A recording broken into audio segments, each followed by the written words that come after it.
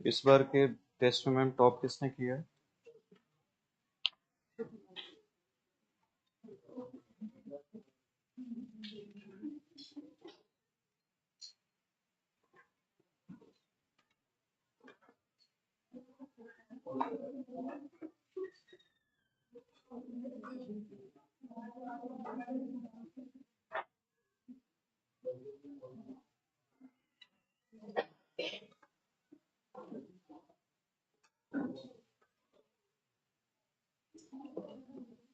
कुछ लोगों का रिजल्ट तो काफी अच्छा है, कुछ लोगों के लिए दूसरा टेस्ट होगा। सेकंड नंबर पर कौन है? तुम तो पहले नंबर पर हो। सेकंड नंबर पर कौन है? रिजल्ट देखा नहीं? तुम हो। अच्छा।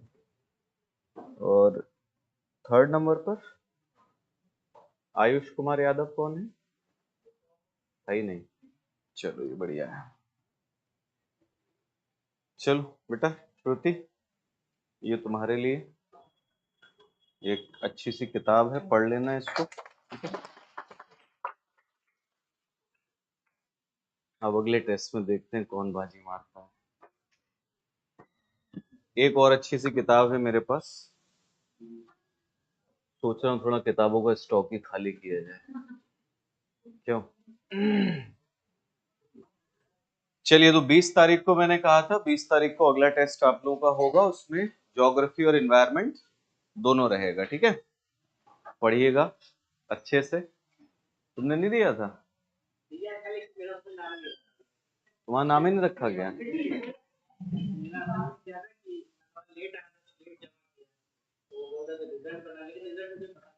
ब्लैक लिस्ट हो गए तुम? एक टेस्ट के लिए कर दिया, रिजल्ट ठीक था। और कितने लोग ऐसे हैं जिनको लगा कि उनका खराब हुआ?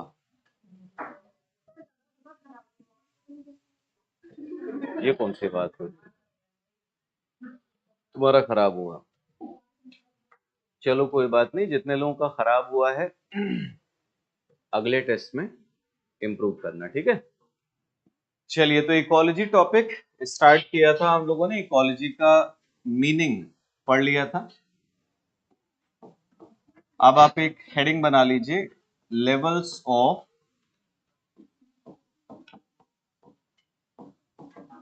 ऑर्गेनाइजेशन, संगठन के स्तर। अब इसमें बेसिकली क्या पढ़ेंगे हम लोग? तो इसमें हम लोग बात करेंगे कि भाई इकोलॉजिकल स्टडीज जो कंडक्ट की जाती हैं वो किस किस लेवल पर होंगी, किस किस स्तर पर होंगी। तो अगर लेवल्स ऑफ इकोलॉजिकल स्टडीज की बात की जाए, levels of organisation in ecological studies की बात की जाए, सबसे पहला लेवल जो आपका आएगा वो आएगा इंडिविजुअल ऑर्गेनिज्म, ठीक है? यानी कि एकाकी जीव की बात होगी, क्योंकि जब आप इंटरेक्शंस की बात कर रहे हो, अंतरक्रियाओं की बात कर रहे हो, तो सबसे बेसिक लेवल जो हो सकता है वो हो सकता है कि आप एक सिंगल ऑर्गेनिज्म के बारे में स्टडी करें, अध्ययन करें, ठीक है? इससे आप क्या कह सकते हो कि जब हम सिर्फ और सिर्फ एक जीव के बारे में बात कर रहे हैं, ये simplest form of ecological study हो जाएगा। मतलब इससे सरल पारिस्थितिक अध्ययन कोई और नहीं हो सकता। तो एक लाइन में नोट कर लेंगे, लिखो it is simplest form of ecological study. यह पारिस्थितिक अध्ययन का सरलतम रूप होता है। यह पारिस्थितिक अध्ययन का सरलतम रूप होता है। अब आप इंडिविजुअल ऑर्गेनिज्म से अगर आगे बढ़ोगे तो अगला लेवल क्या हो सकता है? एक जीव से अगर हम आगे जाएं तो भाई आप ग्रुप ऑफ ऑर्गेनिज्म पर जाओगे। अब ग्रुप ऑफ ऑर्गेनिज्म दो तरीके के हो सकते हैं। एक, जब आप सिंगल स्पीशीज को टारगेट करो, एक ही प्रजाति के जीव, और दूसरा हो सकता है कि अलग अलग प्रजाति के जीव। तो इंडिविजुअल ऑर्गेनिज्म से जब हम आगे बढ़ते हैं, so the next level is population, जनसंख्या। ठीक है, पॉपुलेशन, जनसंख्या। और पॉपुलेशन में एक लाइन लिख लीजिए, लिखो, it denotes members of organisms of a single species. It denotes members of organisms of a single species. यह एक ही प्रजाति के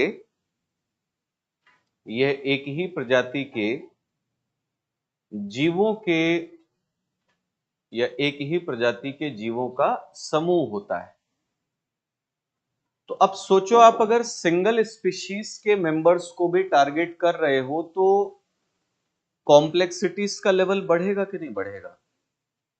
देखो, किसी एक ऑर्गेनिज्म का बिहेवियर प्रिडिक्ट करना इजी होता है, लेकिन जब कई सारे ऑर्गेनिजम्स आ जाएंगे तो वो किस सिचुएशन में किस तरीके से रिएक्ट करेंगे, है ना, उनका व्यवहार कैसा होगा, किस परिस्थिति में किस तरीके से वो रिएक्ट करते हैं, ये चीजें क्या करेंगी, वेरी करेंगी। तो मतलब इंडिविजुअल ऑर्गेनिज्म से अगर आप पॉपुलेशन में जाते हो तो कॉम्प्लेक्सिटीज का लेवल क्या हो जाएगा, बढ़ जाएगा, जटिलताओं का स्तर बढ़ेगा।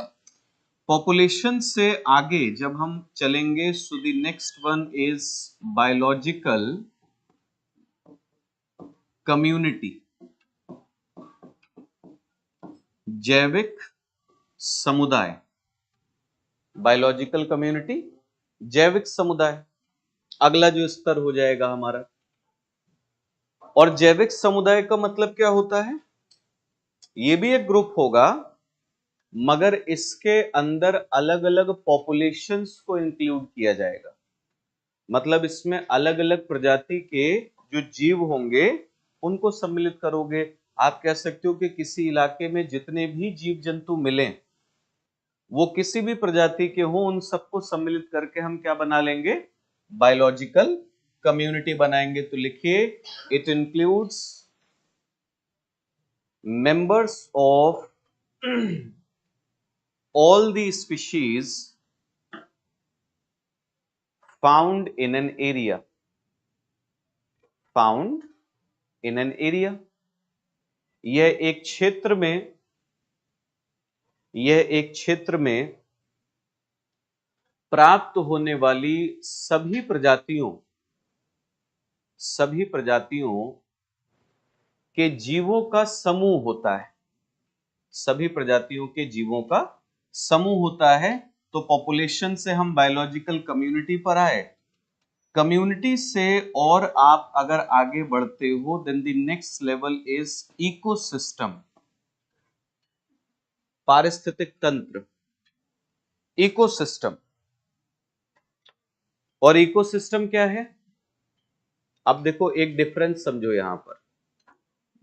अभी तक जब आप ऑर्गेनिज्म की बात कर रहे थे, पॉपुलेशन की बात कर रहे थे, कम्युनिटी की बात कर रहे थे, आप सिर्फ और सिर्फ ऑर्गेनिजम्स पर फोकस कर रहे थे।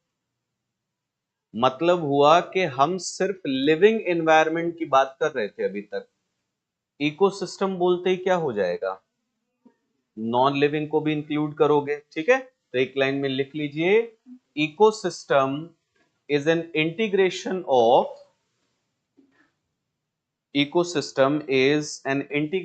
Of living and non living components,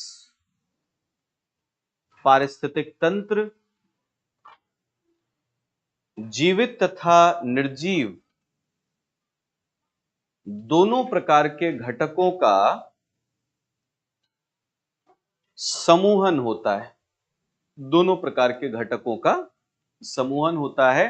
तो इसमें आप नॉन लिविंग एनवायरनमेंट को भी इंक्लूड कर ले रहे हो। अच्छा, इकोसिस्टम से अगर हम और आगे जाएं, तो इकोसिस्टम से आगे जाने पर हमें मिलता है बायोम। बायोम, बायोम हिंदी में इसे जीवोम लिख देते हैं। तो अब बड़ा सरल सा सवाल है, what is biome? Group of ecosystems.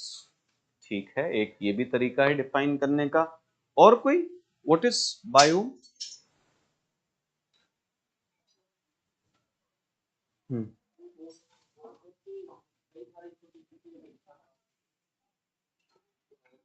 ठीक है, वही बात उसने भी कही। और कोई किसी अलग तरीके से बायोम को डिफाइन कर सकता है?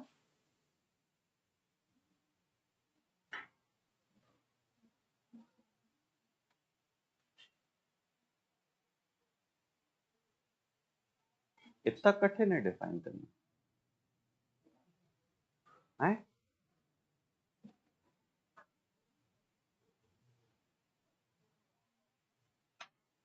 सुने हो आज से पहले शब्द बायोम?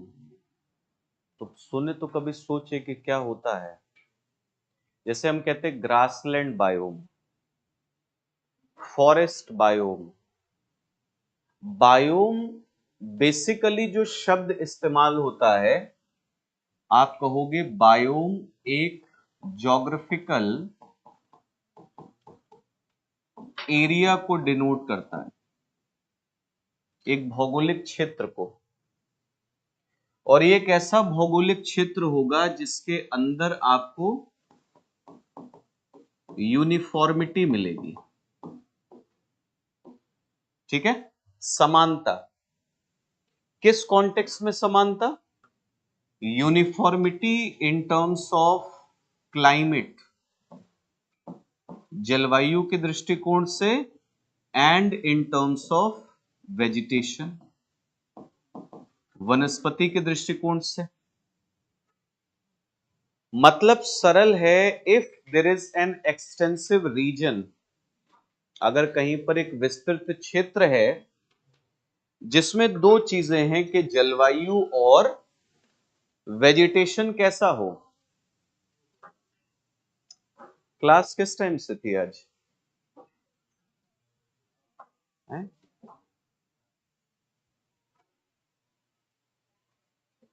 आज तक तुमने मुझे कभी देखा लेट होते हुए? कितने महीने हो गए क्लास चलते हुए? आज तक कभी एक मिनट भी मैं लेट आया हूं? आपने हमेशा देखा होगा क्लास से मैं 10 मिनट 5 मिनट पहले आकर के बैठ जाता हूं। तो तुम लोग मुझसे ज्यादा इंपॉर्टेंट हो, मुझसे ज्यादा वैल्यूएबल कमोडिटी हो तुम लोग। हैं? सुधर जाओ, सुधर, समझे? हवाई जहाज बना देंगे तुम्हें एकदम, एक बार उड़ाएंगे और लैंड भी नहीं कराएंगे फिर। हाँ, ठीक है। तो बायोम को हमने क्या कहा? Geographical area. जैसे उदाहरण लो, एक ग्रासलैंड, एक घास का मैदान। हमने कहा ग्रासलैंड एक बायोम है। तो ये बताओ, घास के मैदान को आप आखिर डिफाइन कैसे करोगे? आप यही कहोगे ना, भाई एक ब्रॉड एरिया है, एक विस्तृत क्षेत्र है जहां की क्लाइमेट, जहां की जलवायु कैसी होती है, हम कहते हैं सेमी एरिड, अर्ध शुष्क जलवायु। तो आप जलवायु के हिसाब से डिफाइन कर रहे हो ना। And just because climate is semi arid, that is why vegetative community is present in the form of grass cover. अर्ध शुष्क जलवायु है, तभी वहां पर घास आपको देखने को मिल रही है। तो इस तरीके से बायोम को क्या किया जाता है? डिफाइन किया जाता है। अब सोचो, एक घास का मैदान है, तो क्या उसमें हमें अलग अलग इकोसिस्टम्स मिल सकते हैं? सोचो थोड़ा सा। Can you say that a grassland is going to include multiple ecosystems? कई सारे पारिस्थितिक तंत्र होंगे उसमें। सोचो, तुम घास के मैदान में खड़े हो, देख रहे हो चारों तरफ घास ही घास है। कुछ अलग अलग पारिस्थितिक तंत्र दिख सकते हैं। कुछ लोग कह रहे हैं हम घास के मैदान में गए ही नहीं कभी, हम कैसे बताएं आपको? हम्म अच्छा सोचो, घास का मैदान है तो क्या उसमें कोई झील, कोई तालाब मिल सकता है? बिल्कुल मिल सकता है। कोई नदी मिल सकती है? बिल्कुल हो सकती है। तो अगर घास के मैदान में एक झील, एक तालाब, एक नदी मिले, तो क्या ये वैसे इकोसिस्टम्स हैं? एक सिंपल सा लॉजिक भी अगर आप लगाओगे तो टेरेस्ट्रियल और एक्वाटिक का डिफरेंस आ गया कि नहीं आ गया? उसी में सोचो, आपको एक मार्शी एरिया मिल जाए, एक दलदली क्षेत्र मिल जाए, तो कोई भी एक बड़ा सा एरिया जो होगा ना, उसे आप ये नहीं कह सकते कि उसके अंदर केवल एक इकोसिस्टम है। उसमें कई सारे पारिस्थितिक तंत्र आपको देखने को मिल जाएंगे। तो लिख लीजिए, बायोम इंक्लूड्स मल्टीपल इकोसिस्टम्स। जीवोम एक से अधिक पारिस्थितिक तंत्रों को सम्मिलित करता है। जीवोम एक से अधिक पारिस्थितिक तंत्रों को सम्मिलित करता है। तो यहां पर क्या अंतर आएगा कि अब वो सारे के सारे इकोसिस्टम्स भी आपस में क्या करेंगे? इंटरैक्ट करेंगे। यानी कि यहां पर इंटरेक्शंस की कॉम्प्लेक्सिटीज में एक और लेयर क्या हो जाएगी? ऐड हो जाएगी। तो लिख लीजिए, in biomes different ecosystems interact with each other. जीवोम में एक से अधिक पारिस्थितिक तंत्र एक दूसरे से अंतर क्रिया करते हैं। अब बायोम से भी अगर हमें और आगे जाना हो, तो highest level of organisation is biosphere. Biosphere, जैव मंडल।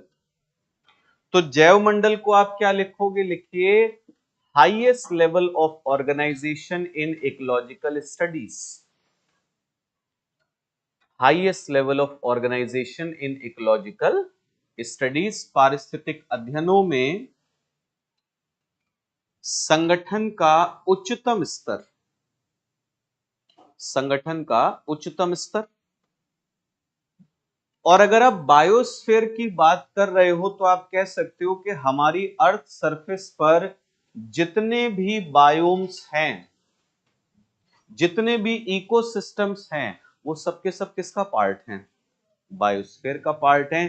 तो लिख लीजिए, biosphere includes each and every biome and ecosystem. जैव मंडल प्रत्येक जीवोम तथा पारिस्थितिक तंत्र को सम्मिलित करता है। तो इसका मतलब इसमें इंटरेक्शंस का जो लेवल होगा वो सबसे ज्यादा कॉम्प्लेक्स हो जाएगा। इससे ज्यादा जटिलताएं आपको और किसी चीज में देखने को नहीं मिलेंगी। तो लिख लीजिए, most complex nature of ecological studies. पारिस्थितिक अध्ययनों का सबसे जटिल स्तर। ठीक है। तो ये लेवल्स ऑफ ऑर्गेनाइजेशन जो हम लोगों को पढ़ने थे, वो हम लोगों ने बात कर लिया। अब आप हेडिंग बनाएंगे, लिखिए, ब्रांचेस ऑफ इकोलॉजी। पारिस्थितिकी की शाखाएं। कि इकोलॉजिकल स्टडीज जो होती हैं वो कितने प्रकार की होती हैं, उनकी ब्रांचेस कौन कौन सी, उनकी शाखाएं कौन कौन सी हैं। अच्छा देखो, किताबें उठा करके अगर देखोगे, उसमें कई सारे टाइप्स लिखे हुए। जैसे मैं आपको उदाहरण दे देता हूं, लिखा होगा population ecology, community ecology, ecosystem ecology, biome ecology, है ना। ये सब अलग अलग ब्रांचेस बताई जाती है। बट हम अगर बोलें कि भाई इकोलॉजी को आप सिंपली दो पार्ट्स में डिवाइड करिए, दो शाखाओं में बांट लीजिए इसे। कौन कौन सी शाखाएं हैं? सबसे पहला है जिसे हम कहते हैं ऑर्टिकोलॉजी, स्वपारिस्थितिकी। ऑर्टिकोलॉजी, ठीक है, स्वपारिस्थितिकी आ जाएगा। और दूसरा आएगा जिसे आप कहोगे सिनिकोलॉजी। सिनिकोलॉजी यानी कि पर पारिस्थितिकी। ऑर्टिकोलॉजी एंड सिनिकोलॉजी, स्वपारिस्थितिकी और पर पारिस्थितिकी। तो क्वेश्चन है कि व्हाट इज ऑर्टिकोलॉजी? अब हिंदी के शब्द पर ध्यान दीजिए, लिखा है स्वपारिस्थितिकी। इसका एक बड़ा सरल सा मतलब है कि जब आप किसी एक ही प्रजाति का अध्ययन करते हो तो वो क्या कहलाएगा? ऑर्टिकोलॉजी कहलाएगा। तो मुझे एक बात बताइए, जैसे हमने लिखा पॉपुलेशन इकोलॉजी, जनसंख्या पारिस्थितिकी, क्या मतलब है इसका? भाई पॉपुलेशन का मीनिंग पढ़ा ना अभी आपने कि एक ही प्रजाति की बात होती है, तो ऑर्टिकोलॉजी भी तो वही है। तो लिखो, लिखो study of interactions of organisms of a single species। एक ही प्रजाति के जीवों के सदस्यों की अंतरक्रियाओं का अध्ययन। एक ही प्रजाति के जीवों के सदस्यों की अंतरक्रियाओं का अध्ययन। और इसी के अंदर लिख लीजिए एग्जाम्पल के तौर पर, उदाहरण के तौर पर क्या आ जाएगा? लिखिए पॉपुलेशन इकोलॉजी, जनसंख्या पारिस्थितिकी। अब दूसरा आया सिन इकोलॉजी। तो सिन इकोलॉजी इसका ऑपोजिट होगा, इसका विपरीत होगा। और विपरीत क्या हो जाएगा भाई? विपरीत हो जाएगा कि हम किसी एक प्रजाति को फोकस नहीं करेंगे, अलग अलग प्रजातियों को फोकस कर लेंगे। तो लिखिए study of interactions found among organisms of different species. अलग अलग प्रजातियों के जीवों के बीच प्राप्त होने वाली, अलग अलग प्रजातियों के जीवों के बीच प्राप्त होने वाली अंतरक्रियाओं का अध्ययन। तो जब आप सभी प्रजातियों के जीवों की बात कर रहे हो तो इसमें उदाहरण के तौर पर कौन आ जाएगा? लिखिए कम्युनिटी इकोलॉजी, सामुदायिक पारिस्थितिकी। दूसरा इसमें क्या आएगा? तो दूसरा लिखिए बायोम इकोलॉजी, जीवोम पारिस्थितिकी। और तीसरा क्या आ जाएगा? इकोसिस्टम इकोलॉजी, पारिस्थितिक तंत्र पारिस्थितिकी।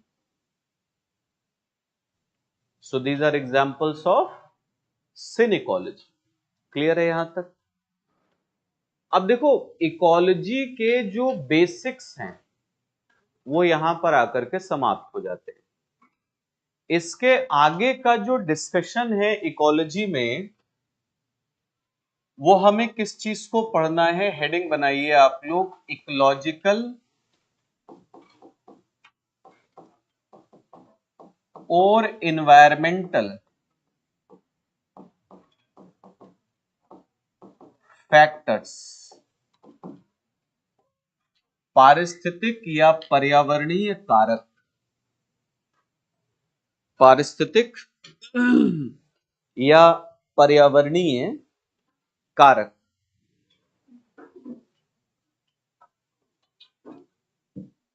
अब पहले समझते हैं कि इसका मतलब क्या होता है। मान लो आपसे सीधा सीधा क्वेश्चन पूछा, what is ecological factor, what is environmental factor.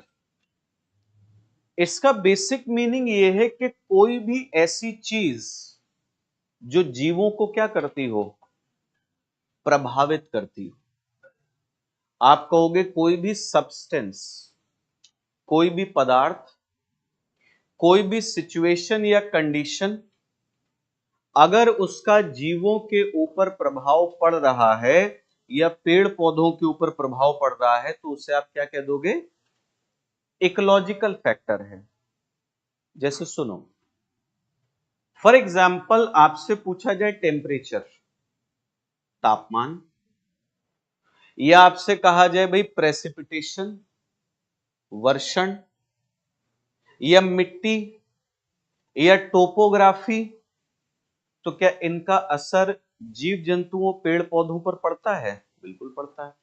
और अगर पड़ता है तो ये क्या कहलाएंगे, ये पर्यावरणीय कारक हैं, पारिस्थितिकीय कारक हैं। सेम चीज होता है, मैंने आपको बोला कि जीवों के बीच में संबंध होते हैं, इंटरेक्शंस। जैसे आपने एक चीज पढ़ी थी, सिम्बायोसिस। अब कुछ ऐसी कॉमन चीजें जो आप जानते होंगे, फॉर एग्जाम्पल प्रेडेशन। भाई जंगल में आप जाते हो तो कुछ जीव हैं जो प्रेडेटर्स कहलाते हैं, शिकारी हैं, वो परभक्षी हैं। तो प्रेडेटर्स का रिलेशन प्रे के साथ, शिकारी का संबंध शिकार के साथ, वो इंटरेक्शन है कि नहीं है? या जैसे कुछ ऑर्गेनिजम्स को हम बोलते हैं पैरासाइट्स, परजीवी। आपके शरीर में कोई वायरस अगर एंटर कर जाए तो वो क्या है, पैरासाइट है, परजीवी है। वो आपके साथ इंटरेक्ट करेगा कि नहीं करेगा? आपसे न्यूट्रिशन लेगा, हैबिटेट लेगा और आपके शरीर को नुकसान पहुंचाएगा। बात समझ में आ रही है? तो ध्यान ये रखना है कि कोई भी ऐसी चीज जो जीवों को प्रभावित करती हो डायरेक्टली या इनडायरेक्टली, वो क्या कहलाएगी, इन्वायरमेंटल फैक्टर कहलाता है। तो लिखिए, anything which influences plants and organisms in any manner is called ecological or environmental factor, is called ecological or environmental factor। लिखो, कोई भी ऐसी चीज जो जीव जंतुओं या पेड़ पौधों को जीव जंतुओं या पेड़ पौधों को किसी भी रूप में प्रभावित करती हो, किसी भी रूप में प्रभावित करती हो, पारिस्थितिकीय या पर्यावरणीय कारक कहलाती है। पारिस्थितिकीय या पर्यावरणीय कारक कहलाती है। अब ध्यान ये रखना है दैट इकोलॉजिकल और environmental factors are of two types. दो प्रकार के होते हैं। सबसे पहला आप लिखेंगे बायोटिक, जैविक, और दूसरा आप लिखेंगे एबायोटिक, अजैविक। बायोटिक एंड एबायोटिक, जैविक तथा अजैविक। अब जैविक तथा अजैविक का ये जो डिवीजन है, इसका मतलब क्या हो, देखो बायोटिक का सीधा सा मतलब है, मैंने बार बार आप लोगों को बोला है, biotic means something which is related to life. यानी कि बायोटिक फैक्टर्स सीधे तौर पर क्या होते हैं, जीवों के बीच में प्राप्त होने वाले रिलेशंस, कि जीव जंतुओं के बीच में आपस में किस प्रकार के संबंध प्राप्त होते हैं। तो बायोटिक में लिखिए, रिलेशंस और interactions found among organisms, relations और इंटरेक्शंस फाउंड अमंग ऑर्गेनिजम्स, जीव जंतुओं के बीच प्राप्त होने वाले संबंध या अंतरक्रियाएं, जीव जंतुओं के बीच प्राप्त होने वाले संबंध या अंतरक्रियाएं, उनको आप बायोटिक कह दोगे। और एबायोटिक का मतलब अजैविक का। अजैविक का बेसिकली मतलब होता है factors related to physical environment, भौतिक वातावरण से संबंधित चीजें जो जीवों को क्या करती हो, प्रभावित करती हो। तो लिखिए factors related to physical environment influencing organisms, influencing organisms, भौतिक पर्यावरण से संबंधित कारक जो जीव जंतुओं को प्रभावित करते हैं,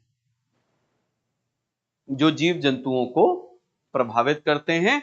अब चलते थोड़ा सा इसकी डिटेल्स में। देखिए हमने बोला कि भाई ये जो बायोटिक फैक्टर्स हैं, जो जैविक कारक हैं, ये जैविक कारक किस चीज को डिनोट कर रहे हैं, ये डिनोट करते हैं कि ऑर्गेनिजम्स के बीच में मिलने वाले रिलेशंस या फिर इंटरेक्शंस, यही लिखा हमने। अब थोड़ा सा ये समझिए कि ये जो संबंध है या अंतरक्रियाएं हैं जो जीवों के बीच में मिलती हैं, ये दो प्रकार की होती है। सबसे पहला आप कहोगे आ जाएगा जिसे हम कहेंगे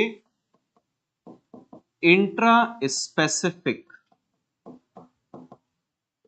इंट्रा स्पेसिफिक अंतः प्रजातीय, अंतः प्रजातीय।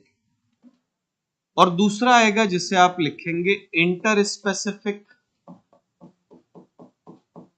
इंटर स्पेसिफिक यानी कि अंतर प्रजातीय।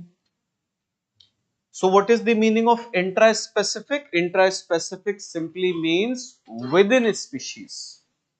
ठीक है, तो लिखिए relations found among organisms of a particular species. Intraspecific में लिखेंगे relations found among organisms of a particular species. किसी एक प्रजाति के जीवों के बीच प्राप्त होने वाले संबंध, किसी एक प्रजाति के जीवों के बीच प्राप्त होने वाले संबंध। और जब बात आएगी इंटर स्पेसिफिक की यानी कि अंतर प्रजातीय, तो अंतर प्रजातीय का मतलब अलग अलग स्पीशीज के जो ऑर्गेनिजम्स हैं, तो लिखिए relations among organisms of different species, relations among organisms of different species, अलग अलग प्रजातियों के जीवों के बीच प्राप्त होने वाले संबंध। कोई दिक्कत यहां तक? अब पता है हमें पढ़ना यह है कि ये जो संबंध, जिन रिलेशंस की हम बात कर रहे हैं, जिन इंटरेक्शंस की बात हम कर रहे हैं, ये कितने प्रकार के होते, टाइप्स क्या क्या हो सकते हैं। तो सबसे पहले आप हेडिंग बनाएंगे इंट्रा स्पेसिफिक रिलेशंस, अंतः प्रजातीय संबंध। अब अंतः प्रजातीय संबंधों में प्रकारों की अगर बात होगी तो तीन चीजें आती हैं। सबसे पहला लिखेंगे आप लोग एग्रीगेशन, एग्रीगेशन यानी कि समुच्चयन, एग्रीगेशन समुच्चयन। दूसरा लिखिए सेकंड आएगा जिसे हम कहते हैं हर्ड फॉर्मेशन, हर्ड फॉर्मेशन यानी कि झुंड निर्माण, झुंड निर्माण। और तीसरा आएगा जिसे आप कहोगे integrated social life, integrated social life यानी कि एकीकृत सामाजिक जीवन, इंटीग्रेटेड सोशल लाइफ।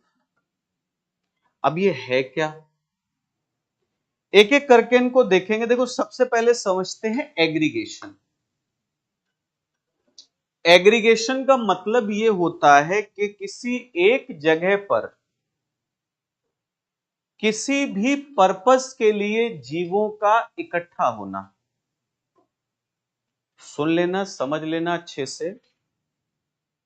जैसे इसका मैं एक उदाहरण दूं आपको कि किसी जगह पर आप सीधे सीधे एक मिठाई का टुकड़ा फेंक दीजिए। चींटियां थोड़ा ऑर्डर फॉलो करती, कभी उनको देखना, वो रैंडमली काम नहीं करती, उनमें एक व्यवस्था मिलेगी आपको। मगर कभी मक्खियों को देखना, कभी देखे किसी जगह पर मिठाई का टुकड़ा पड़ा है और मक्खियां बकायदा लाइन लगा के खड़ी हैं कि दीदी पहले आपका नंबर है, आपको जितनी मिठाई खाना आप खा लेना, मैं वेट कर लूंगी। नहीं होता उनमें, जिसको मौका मिला दावत चल रही वहां पर। बात समझ में आ रही है? एग्रीगेशन का मतलब होता है कि जीव किसी जगह पर एकत्रित होंगे, but there won't be any sort of order. कोई व्यवस्था आपको देखने को नहीं मिलेगी। जैसे आपने दो शब्द सुने होंगे, क्राउड एंड मॉब। हिंदी में दोनों का अर्थ भीड़ है, बट अंग्रेजी के इन दोनों शब्दों में बहुत फर्क होता है। क्राउड एंड मॉब, क्या फर्क होता है?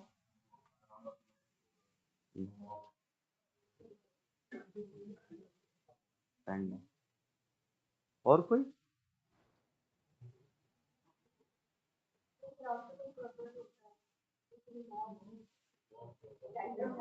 गैर पर्पस होती है।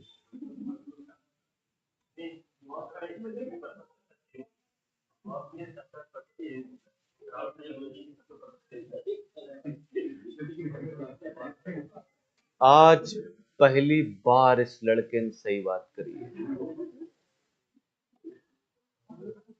तुम्हें डबल चश्मा पुरस्कार दिया जाएगा।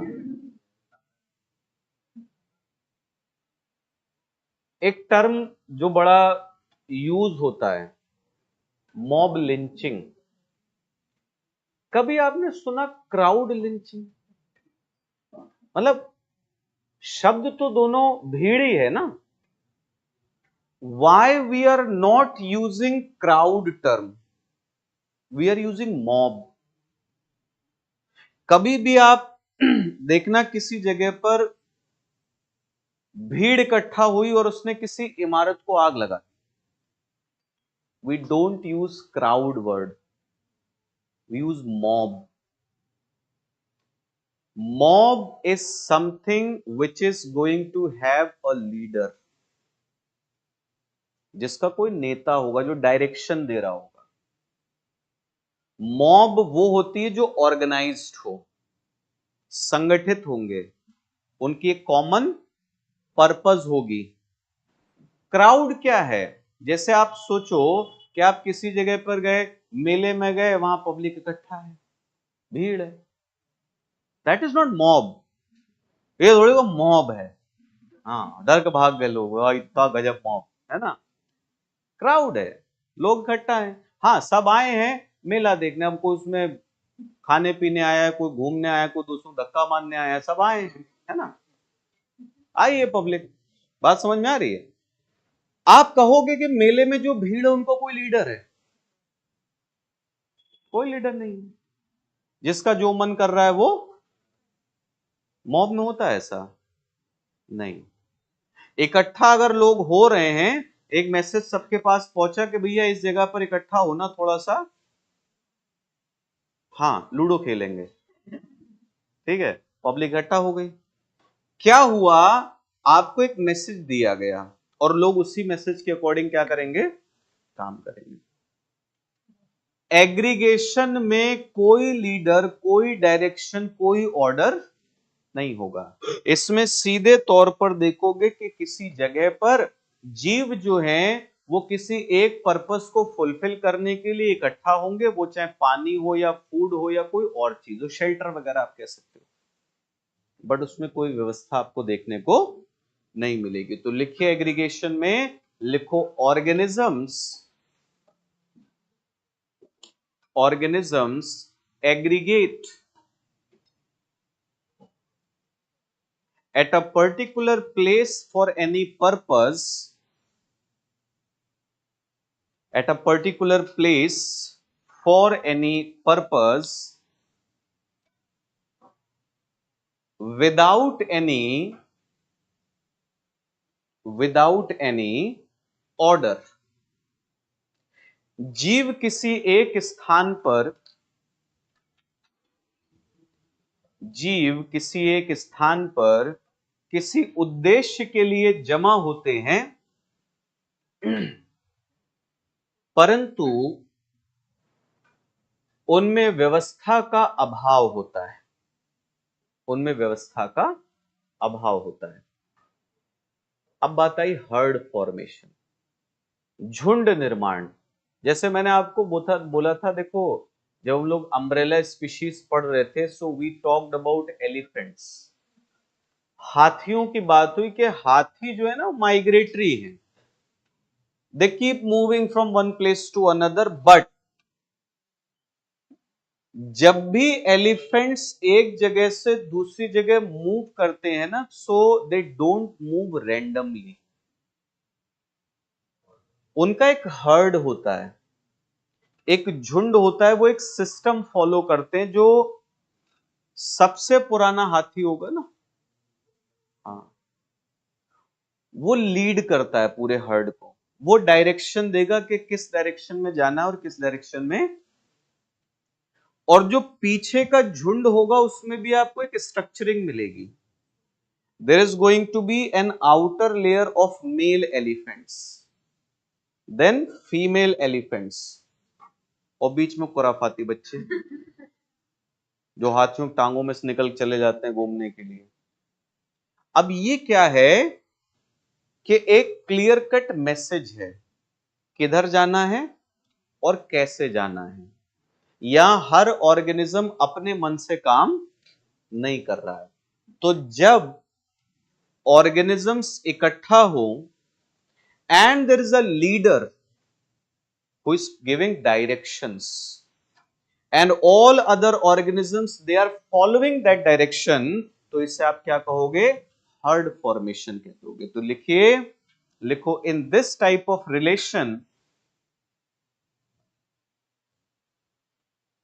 in this type of relation an organism leads the herd and provides directions for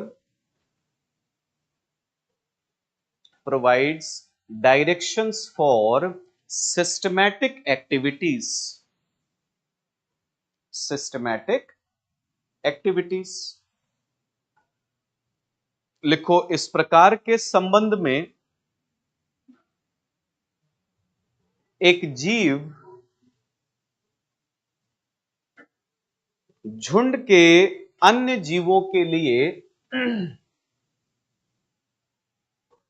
दिशा निर्देश उपलब्ध कराता है, दिशा निर्देश उपलब्ध कराता है, तथा अन्य सभी जीव उसी के अनुरूप व्यवस्थित क्रियाएं करते हैं, उसी के अनुरूप व्यवस्थित क्रियाएं करते हैं। यह हो गया एग्रीगेशन का थोड़ा advanced form, heard formation. Now let's talk about integrated social life, एकीकृत सामाजिक जीवन। अब सुनो, पहले इसका उदाहरण सुनो, समझो अच्छे से। जैसे हम लोग बात करें हनी बीज की, मधुमक्खियां, आपने अगर ग्रेजुएशन के लेवल पर बायो वगैरह पढ़ी होती, पढ़ी किसी ने, कौन पढ़ा है, हाथ खड़ा करो, तुम पढ़ी हो, डर किस बात का है? एक 2 3 4 लोग, बाकी क्या पढ़ के आओगे हैं? मैथ्स, प्रोग्राम, ये तो हमको आते नहीं, हम तो जाएंगे, भारी भारी शब्दों की तरफ नहीं जाना चाहिए।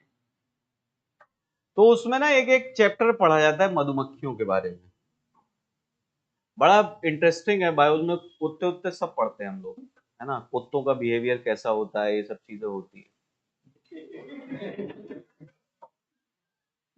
अब हनी बीस को जब आप पढ़ोगे ना, उनका वो जो छत्ता है वो अपने आप में एक कॉलोनी है। इसी तरीके से आप दीमक के बारे में पढ़िए, उसकी जो बामी होती है ना, उसे भी आप देखोगे तो वो अपने आप में एक बिल्डिंग है, एक इमारत है। अब छत्ते को अगर देखोगे तो छत्ते के अंदर छोटे छोटे अपार्टमेंट्स होते हैं, सभी मधुमक्खियों के अपने पर्सनल अपार्टमेंट्स होते हैं उसमें, समझे, सबको फ्लैट्स अलॉट किए जाते हैं। और एक ऐसी मधुमक्खी होती है ना जो जेनेटिक डिसऑर्डर्स की वजह से, वो कोई नॉर्मल मधुमक्खी नहीं, वो एबनॉर्मल पैदा ही होती है, बड़ी होती है साइज में, उसको रानी घोषित कर देते हैं सब लोग मिलकर, तुम रानी हो, तुम बैठो आराम से। बाकी की मधुमक्खियां दो हिस्सों में डिवाइडेड है, मेल और फीमेल। पुरुष निकम्मे होते हैं, कोई काम नहीं उनका, दिन भर फ्लैट में लेटे रहना है उनको सुकून से। फीमेल सारा काम करती हैं। अब फीमेल्स के काम क्या, उसमें देखो देखो, आप मधुमक्खियों की बात कर रहे हो, हंसना एक अलग चीज है, बट उनका सिस्टम समझो, वर्क डिवीजन है प्रॉपर। कुछ मधुमक्खियों का काम ही है कि वो सुबह जाएंगी नेक्टर कलेक्ट करके लाएंगी शहद बनाने के लिए, वो उनका काम है। कुछ मधुमक्खियों का काम है छत्ते की मरम्मत करना, कि अगर कोई टूट फूट हो जाए अंदर, हाँ, तो उसमें प्लम्बर और सब हैं कि प्रॉपर पानी वानी की सप्लाई आती रहनी चाहिए। और आपने कभी नोटिस किया हो ना, तो छत्ते के चारों तरफ कुछ मधुमक्खियां मंडराती रहती है, वो उनका एयरफोर्स है, वायुसेना है उनकी, है ना, जो नजदीक जाते हमला कर देगी तुरंत। अब उनका काम है सुरक्षा करना। ये क्या दर्शा रहा है आपको, कि ये कोई नॉर्मल लेवल का रिलेशन नहीं है, इसमें कंप्लीट ऑर्डर है, प्रॉपर वर्क डिवीजन है। इसी को क्या कहा जाता है, इंटीग्रेटेड सोशल लाइफ कहते हैं। तो लिखिए, in integrated social life organisms follow complete order, organisms follow complete order in which there is proper division of works and responsibilities। एकीकृत सामाजिक जीवन में, एकीकृत सामाजिक जीवन में जीव पूर्ण व्यवस्था का अनुसरण करते हैं, जीव पूर्ण व्यवस्था का अनुसरण करते हैं, जिसमें कार्यों तथा उत्तरदायित्वों का पूर्ण विभाजन होता है, कार्यों तथा उत्तरदायित्वों का पूर्ण विभाजन होता है। तो ये आपने देखा कि भाई इंट्रा स्पेसिफिक रिलेशंस जो हैं वो कितने प्रकार के हो सकते हैं। अब आते हैं हम लोग, हेडिंग बनाइए आप लोग, इंटर स्पेसिफिक रिलेशंस, अंतर प्रजातीय संबंध। अंतर प्रजातीय, तो मैंने कहा भाई इसका मतलब होता है अलग अलग प्रजातियों के जीवों के बीच में मिलने वाले संबंध। अब सुनो ध्यान से जरा, interspecific relations are of two types, दो प्रकार के संबंध होते हैं, पॉजिटिव, सकारात्मक एंड नेगेटिव यानी कि नकारात्मक, सकारात्मक और नकारात्मक संबंध। अब देखो सकारात्मक का मतलब क्या है। अगर सकारात्मक संबंधों के बारे में मैं आपको बताऊं तो एक रिलेशन ये हो सकता है, पॉजिटिव। पॉजिटिव का मतलब होता है it is beneficial for both organisms. दूसरा कॉम्बिनेशन हो सकता है positive and zero. Positive zero मतलब एक पर सकारात्मक और दूसरे पर कोई प्रभाव नहीं। तीसरा हो सकता है जीरो जीरो। इसका मतलब है कि दो जीव एक दूसरे से इंटरेक्ट कर ही नहीं रहे हैं। कहने का मतलब यह है, आपको बस इतना ध्यान रखना है कि पॉजिटिव रिलेशन का कोई भी नेगेटिव इंपैक्ट नहीं होता है। तो लिखो it is that organism, it is that relation which is not having any sort of negative impact. Okay, it is that relation which is not having any sort of negative impact. यह एक ऐसा संबंध होता है जिसका कोई भी नकारात्मक प्रभाव नहीं होता, जिसका कोई भी नकारात्मक प्रभाव नहीं होता। और दूसरा आया नेगेटिव रिलेशंस। तो नेगेटिव में क्या होगा, इसमें होगा कि किसी ना किसी जीव पर नेगेटिव इंपैक्ट जरूर पड़ेगा। तो लिखिए a relation which is characterised by negative impacts, एक ऐसा संबंध जिसकी विशेषता नकारात्मक प्रभाव होता है या होती है, जिसकी विशेषता नकारात्मक प्रभाव होती है। अब करना क्या है, हम लोगों को पॉजिटिव और नेगेटिव में जो जो रिलेशंस आते हैं उनके बारे में बात करनी है। पॉजिटिव में सबसे पहले आप लिखिए symbiosis which is also called mutualism। ठीक है, सहजीविता कहा जाता है, सिम्बायोसिस और म्यूचुअलिज्म। अच्छा, सिम्बायोसिस या म्यूचुअलिज्म को अगर हमें बोलना हो कि भाई किस प्रकार का संबंध है, तो आप ऐसे डिनोट कर सकते हो उसे, पॉजिटिव पॉजिटिव। यानी कि पहली बात हम इसके बारे में क्या लिखेंगे, ये एक ऐसा संबंध होगा जो दोनों जीवों के लिए कैसा हो, बेनिफिशियल हो। तो लिखिए it is beneficial for both organisms, यह दोनों जीवों के लिए लाभदायक होता है, यह दोनों जीवों के लिए लाभदायक होता है। लेकिन एक बात इसमें और ऐड की जाती है कि बेनिफिशियल तो है, बट साथ ही साथ दोनों जीवों के सर्वाइवल के लिए ऑब्लिगेटरी भी है।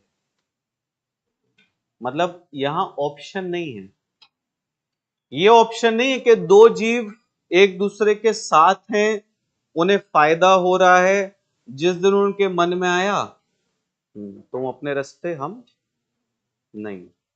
यहां जीना मरना साथ साथ, सोलमेट्स हैं ये, समझे। तो लिखिए, लिखो it is obligatory for their survival, यह उनके निर्वाह के लिए बाध्यकारी होता है, यह उनके निर्वाह के लिए बाध्यकारी होता है। उदाहरण दीजिए, सबसे पहला लिखिए एग्जाम्पल में कोरल पॉलिप एंड जूजेंथली। लिख दे रहे हैं, लिखिए, परेशान, मुझे पता था।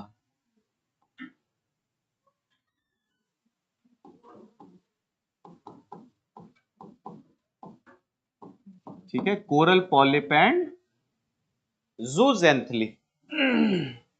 Zooxanthellae is blue green algae. ठीक है, तो प्रवाल जीव तथा नीले हरे शैवाल के बीच का संबंध, नीले हरे शैवाल के बीच का संबंध। ठीक हो गई बात। पढ़ा है आप लोगों ने, हमने पढ़ा था कि भाई कोरल पॉलिप शैवाल को क्या देता है, हैबिटेट देता है और न्यूट्रिशन देता है, पोषण, और शैवाल बदले में क्या देगा, फूड प्रोवाइड करेगा। और कोई उदाहरण बताओ।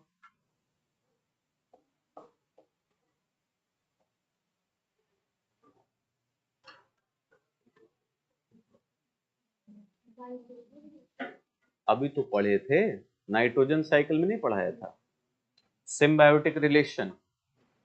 तो उसमें क्या बोलोगे, rhizobium bacteria and leguminous plants. लिख लो, rhizobium bacteria and leguminous plants, rhizobium bacteria तथा दलहन के पौधे।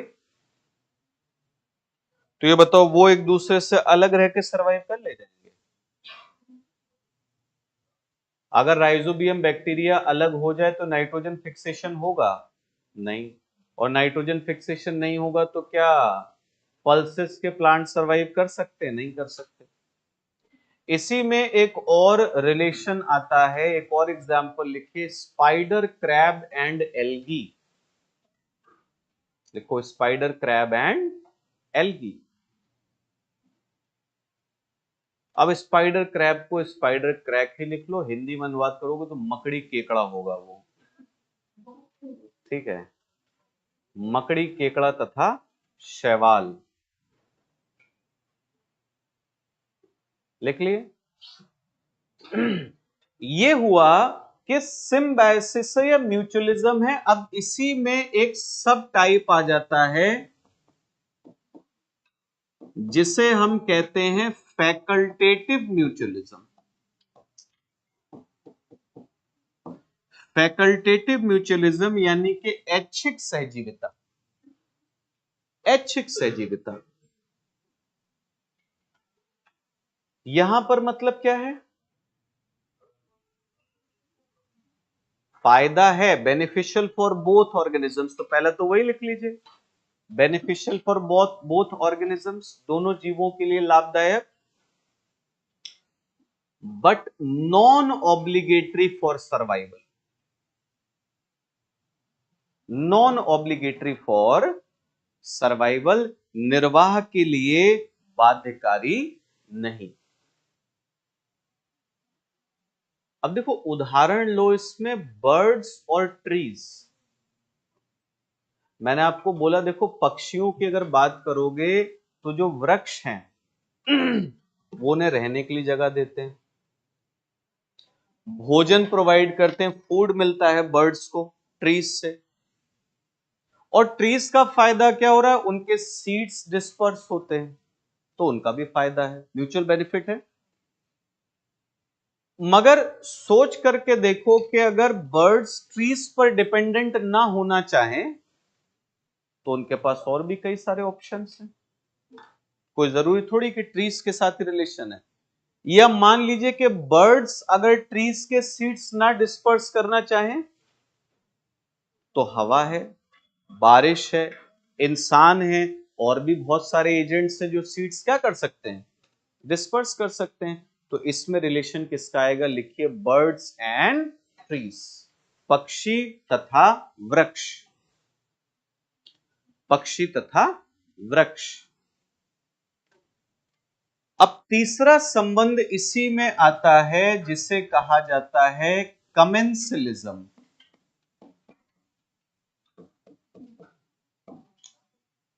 कमेंसलिज्म इसे कहते हैं सहभोजिता। कमेंसलिज्म सहभोजिता। इसे अगर आपको डिफाइन करना हो ना, तो ये एक ऐसा संबंध होगा जिसका एक जीव पर सकारात्मक संबंध होगा और दूसरे पर कोई रिलेशन नहीं। तो लिखिए positive impact on one organism and no impact on the other.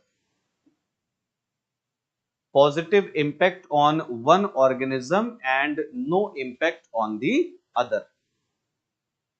एक जीव पर सकारात्मक संबंध या एक जीव पर सकारात्मक प्रभाव तथा दूसरे पर कोई प्रभाव नहीं। इसका क्या एग्जाम्पल हो सकता है? एक को फायदा हो और दूसरे पर कोई असर पड़ ही नहीं रहा है।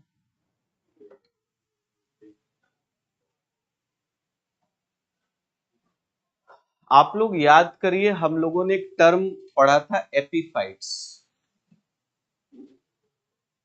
एपीफाइट्स के बारे में बात हुई है ना हम लोगों की। अधिपादप, एपीफाइट्स अधिपादप। अब ये हैं क्या? तो मैंने आपको बताया, देखो एक बड़ा सा अगर ट्री है, एक बड़ा सा अगर वृक्ष है और उसके ऊपर एक छोटा सा पौधा उग जाए, पैरासाइट नहीं है वो।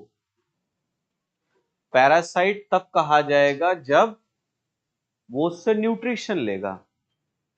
अब वो न्यूट्रिशन नहीं ले रहा है, वो अपनी फोटोसिंथेसिस कर रहा है, अपना भोजन बनाता है, अपना पेट भर ले रहा है।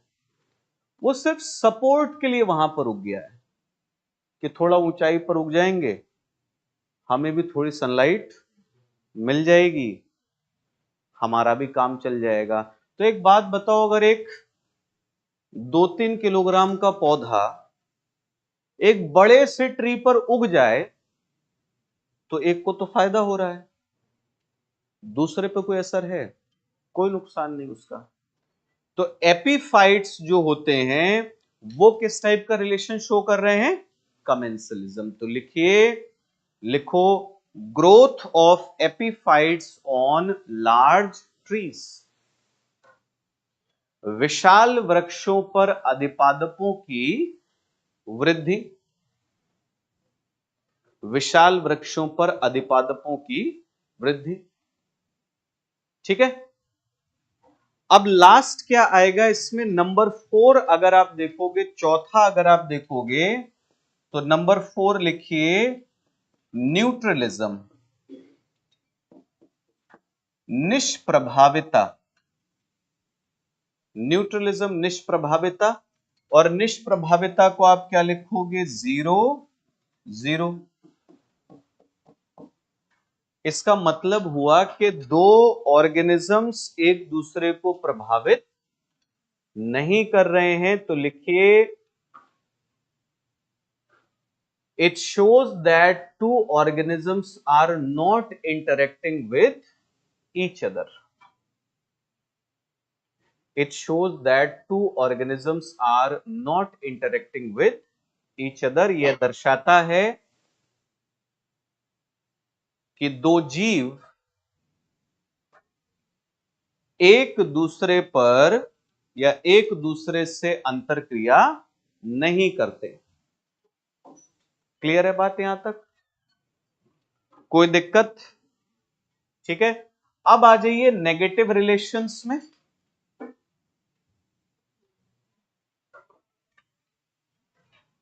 मेरे ऊपर अब नेगेटिव रिलेशंस में, नकारात्मक संबंधों में हमने बात की कि भाई देखो, एक कोई ना कोई एक ऐसा जीव जरूर होगा जिसके ऊपर क्या पड़ेगा? नकारात्मक प्रभाव पड़ेगा। तो इसमें सबसे पहला लिखेंगे प्रिडेशन, परभक्षण। तो प्रिडेशन को क्या कहोगे? प्रेडेटर एंड प्रे के बीच का रिलेशन। लिखे relation between predator and pray.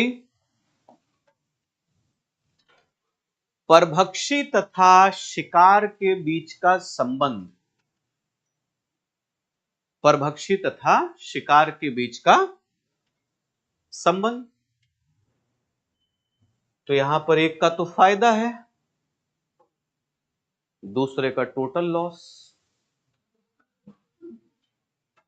अगला आकलन करने के लिए बचा ही नहीं कि हमारा नुकसान कितना हुआ। समझ आ रही है बात? तो ये कैसा संबंध हो जाएगा? ये रिलेशन हो गया आपका भाई नेगेटिव है। अब इसके अलावा और क्या हम बोलेंगे? तो दूसरा लिखिए पैरासिटिज्म, परजीविता। पैरासिटिज्म, परजीविता, तो ये किसके बीच का संबंध होगा?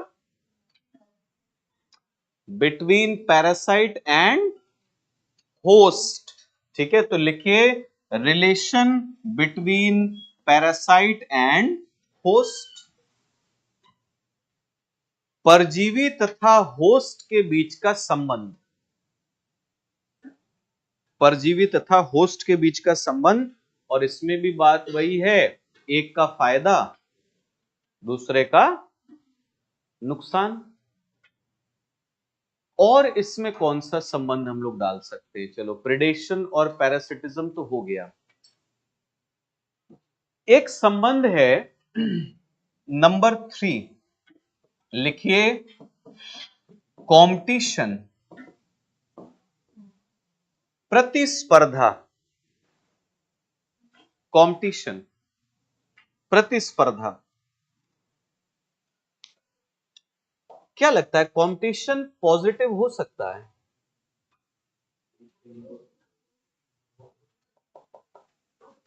दोनों के लिए कंपटीशन, दोनों के लिए सकारात्मक हो सकता है। कहोगे ये सिर्फ एक दार्शनिक विचार है। जैसे आप लोग आपस में कंपीट करते हो, दोस्ती आ रही है वो एक तरफ है, अल्टीमेटली क्या हो, जीवन का सत्य यही है, दूसरे की पीठ में छुरा घोंप के ही आगे बढ़ना पड़ेगा। अब हीरा मोती की जोड़ी है तो वो अलग बात है। एग्जामिनेशन हॉल में अगर दोस्त पास में बैठा है तो 2 सवाल सही बताओ, लेकिन 3, क्योंकि वो फेल होगा तभी आप करना मत ऐसा। ठीक है, दोनों पास हो जाओ तो क्या फर्क पड़ रहा है। मगर सच्चाई ये भी है कि तो एक मूवी में नहीं था कि दोस्त फेल हो जाए तो दुख होता है, मगर अगर वो टॉप कर जाए तो दुख थोड़ा ज्यादा होता है और आर्टिफिशियली हंसना भी पड़ता है। अरे भाई बहुत बढ़िया कर दिया, एकदम अंदर अंदर एकदम कैसे कर दिया यार ये, ना। देखो, कंपटीशन जब एक ही प्रजाति के जीवों के बीच में होगा तो उससे फायदा हो सकता है, क्योंकि यही है एवोल्यूशन ऑफ लाइफ। मगर जब अलग अलग जीवों के बीच में कंपटीशन है, जैसे सोच के देखिए कि आप घर से बाहर निकले और घर के बाहर एक कुत्ता बैठा है, रोज बैठा होगा। कभी ये एक्सपेरिमेंट करके देखना,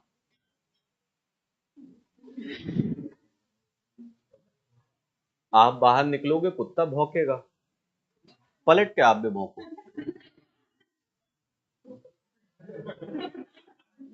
एक प्रतियोगिता शुरू हो जाएगी भौंकने की।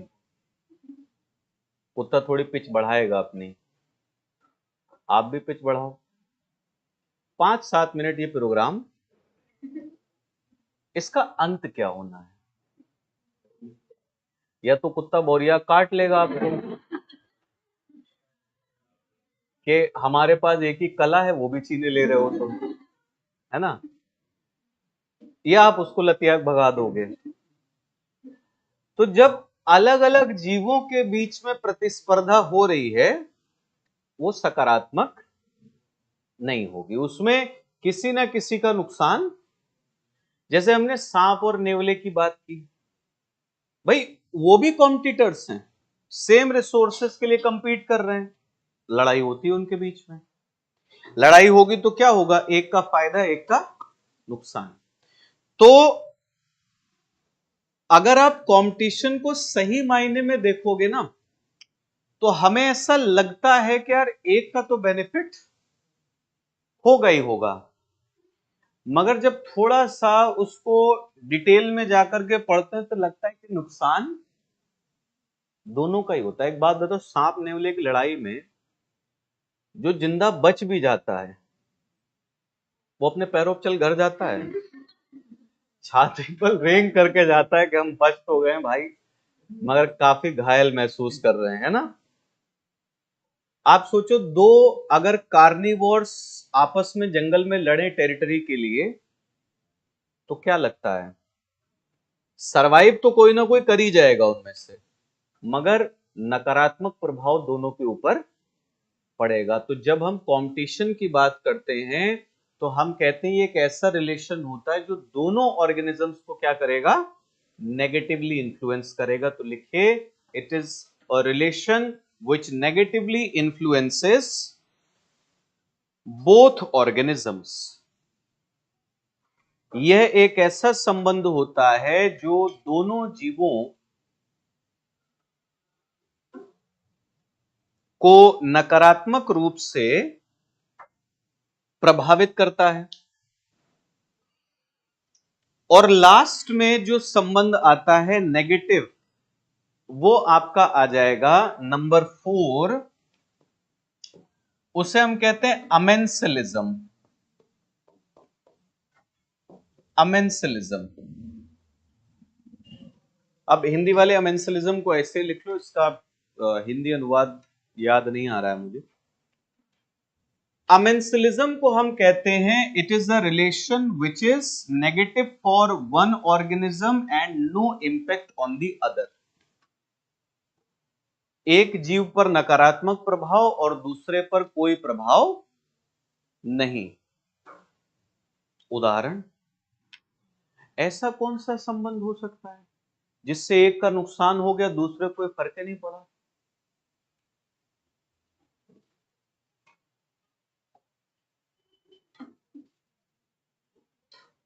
कुछ आ रहा है दिमाग में? सोचो, तुम रास्ता चलते जा रहे हो, पैदल पैदल आराम से सीटें बजाते हो, पीछे से स्कूटी वाला है, कंटाप मार निकल गया तुम्हें, तो तुम्हारे ऊपर कैसा असर पड़ा? नकारात्मक। हाँ, उसको लिए सकारात्मक हो सकता है, उसको मानसिक प्रसन्नता मिल सकती है कि भाई दे दिया अच्छे से, है ना। ये तो हुआ हंसी मजाक, लेकिन अब देखो, अगर नेचर में आप देखोगे तो थोड़ा सा जरा इक्वेटोरियल रेन फॉरेस्ट की बात करो। हम्म।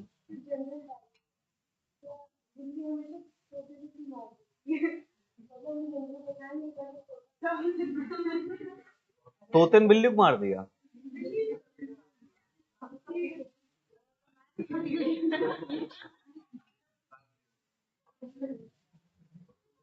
है किसी के पास कोई जवाब? वो कह रहा है सारे पक्षियों को मार देती है।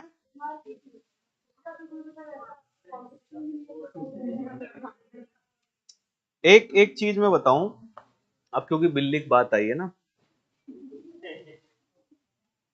ये बड़ा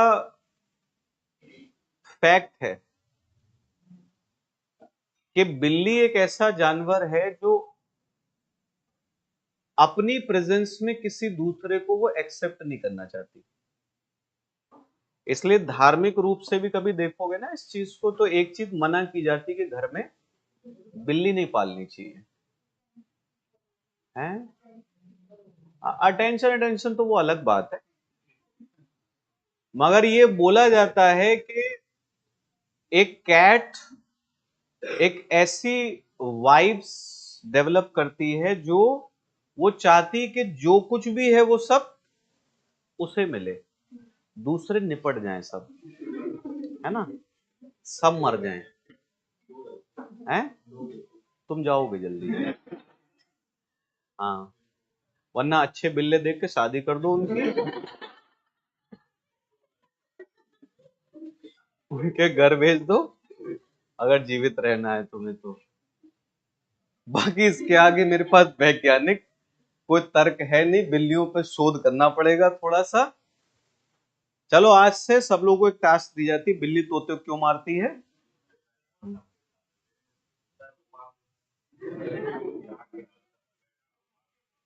कुत्ता।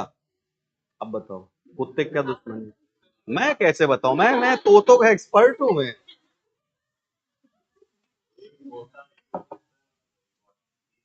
हो गया, हो गया। एक कमरा लो, उसमें कुत्ता बिल्ली तोता सबको रखो और कैमरा लगा के ऑब्जर्व करो कि कौन क्या कर रहा है ऐसी हरकतें। चलो अच्छा देखो, अमेंसिलिज्म को समझो। इसमें ना रिलेशन हम लोग क्या देखते हैं, जैसे इक्वेटोरियल रेन फॉरेस्ट हमने पढ़ा। अब वहां पर जो टॉल ट्रीज हैं, जो ऊंचे वृक्ष हैं, मैंने आपको बताया था कि इतना डेंस फॉरेस्ट कवर होता है ना कि जो ऊंचे ऊंचे ट्रीज हैं उनकी कैनोपीज मर्ज कर जाती है, and now they are not allowing enough sunlight to reach earth surface. जमीन तक ठीक ठाक सूरज की रोशनी नहीं पहुंचती। तो इससे क्या होगा, जो छोटे छोटे प्लांट्स हैं उनके ऊपर नेगेटिव इंपैक्ट पड़ा कि नहीं पड़ा? मगर ये बताओ, इससे बड़े ट्रीज पर कोई असर? कोई असर नहीं। तो ये जो एक रिलेशन है between tall trees and under growth in equatorial rain forest, ये किस कैटेगरी में आएगा? अमेंसिलिज्म की कैटेगरी में। तो लिखिए, relation between tall trees and under growth in equatorial rain forest. विषुवत रेखीय वर्षा वनों में बड़े वृक्षों तथा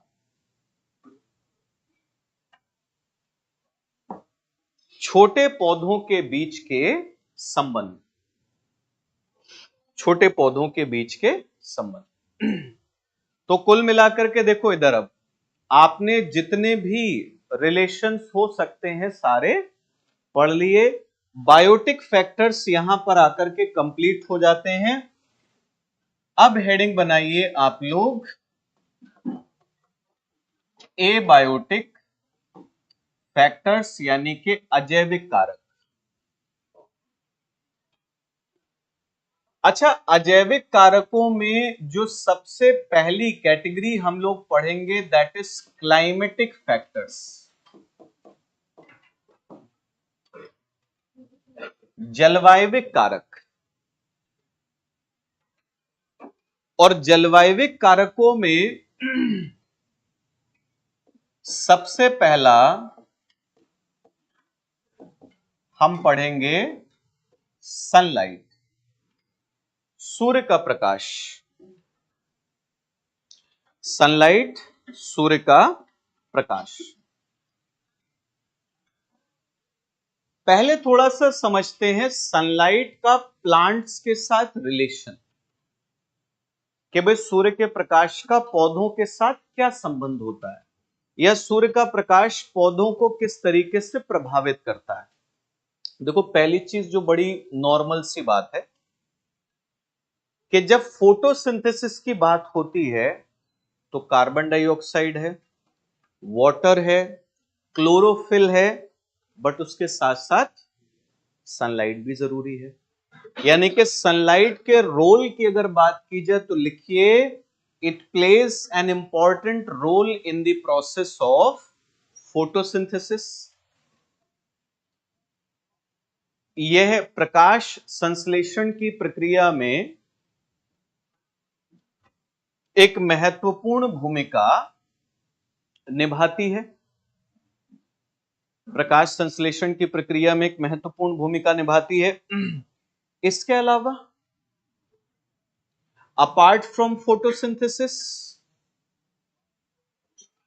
और कुछ? बात तो वही हुई ना।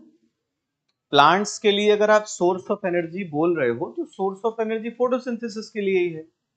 Anything else?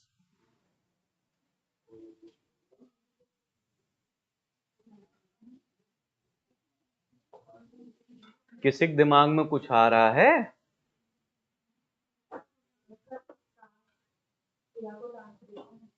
इवेपोट्रांसपिरेशन। जो पत्तियों के अंदर स्टोमेटा होते हैं, अगर उन स्टोमेटा की ओपनिंग क्लोजिंग मैकेनिज्म आप पढ़ोगे तो वो सनलाइट से ही ट्रिगर होती है। ठीक है, तो लिखिए sunlight controls evapotranspiration by controlling the rate of opening and closing of stomata। लिखो सूर्य का प्रकाश स्टोमेटा के खुलने तथा बंद होने की दर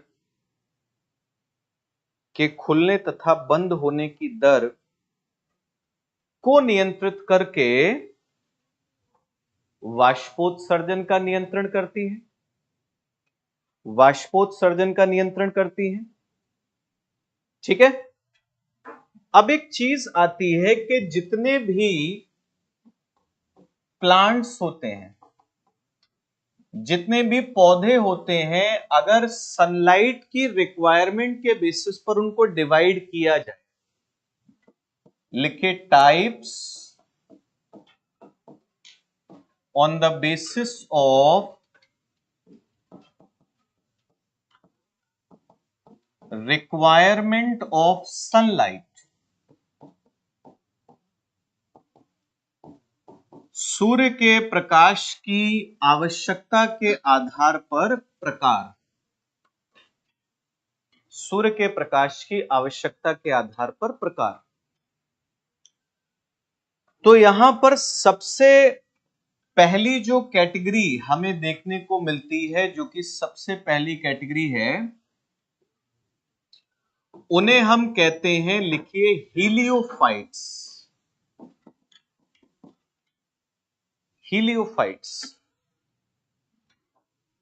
हीलियोफाइट्स या फिर इन्हीं को अगर आप देखोगे तो लिखा जाता है फोटोफिलस।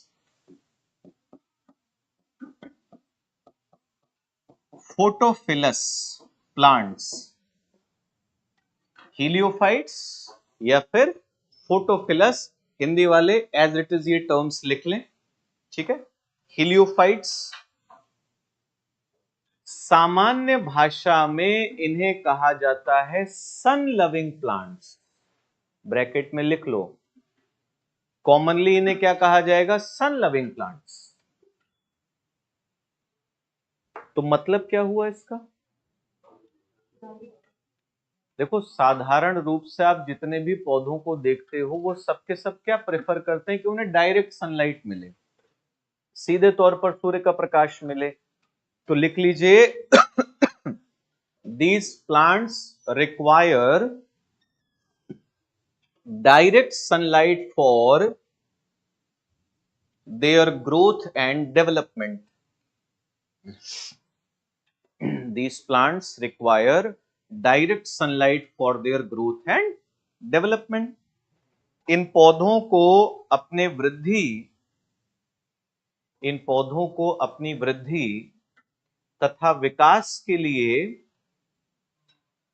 प्रत्यक्ष सूर्य के प्रकाश की आवश्यकता होती है। प्रत्यक्ष सूर्य के प्रकाश की आवश्यकता होती है। दूसरी कैटेगरी अगर आप देखोगे तो उसे कहा जाता है हीलियोफोबस।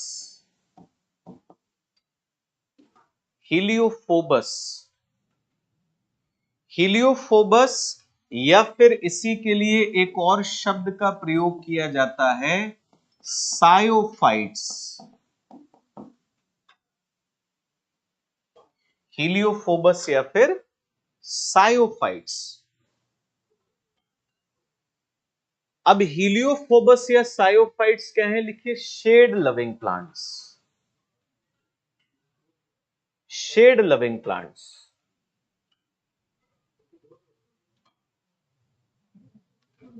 देखो, छांव का मतलब ये नहीं होता है कि वहां पर सनलाइट नहीं है, but sunlight is not coming directly, it is in the form of diffused sunlight. तो इन्हें डिफ्यूज्ड सनलाइट की रिक्वायरमेंट होती है, इन्हें डायरेक्ट सनलाइट की रिक्वायरमेंट नहीं होगी। तो लिखिए, they require diffused sunlight for their growth and development. इन्हें अपनी वृद्धि तथा विकास के लिए प्रकीर्णित प्रकीर्णित प्रकाश की आवश्यकता होती है। तो यानी कि सनलाइट की प्रेफरेंस के बेसिस पर प्लांट्स को हम दो कैटेगरीज में डिवाइड कर रहे हैं। एक आपका हो गया हीलियोफाइट्स और दूसरा हो गया हीलियोफोबस। एक फोटोफिलस है, दूसरा सायोफाइट्स है। ठीक। अब जब आप प्लांट्स का रिलेशन देखते हो सनलाइट के साथ, तो एक चीज और भी आती है जिसे हम कहते हैं फोटो पीरियोडिज्म। लिखिए, photo periodism.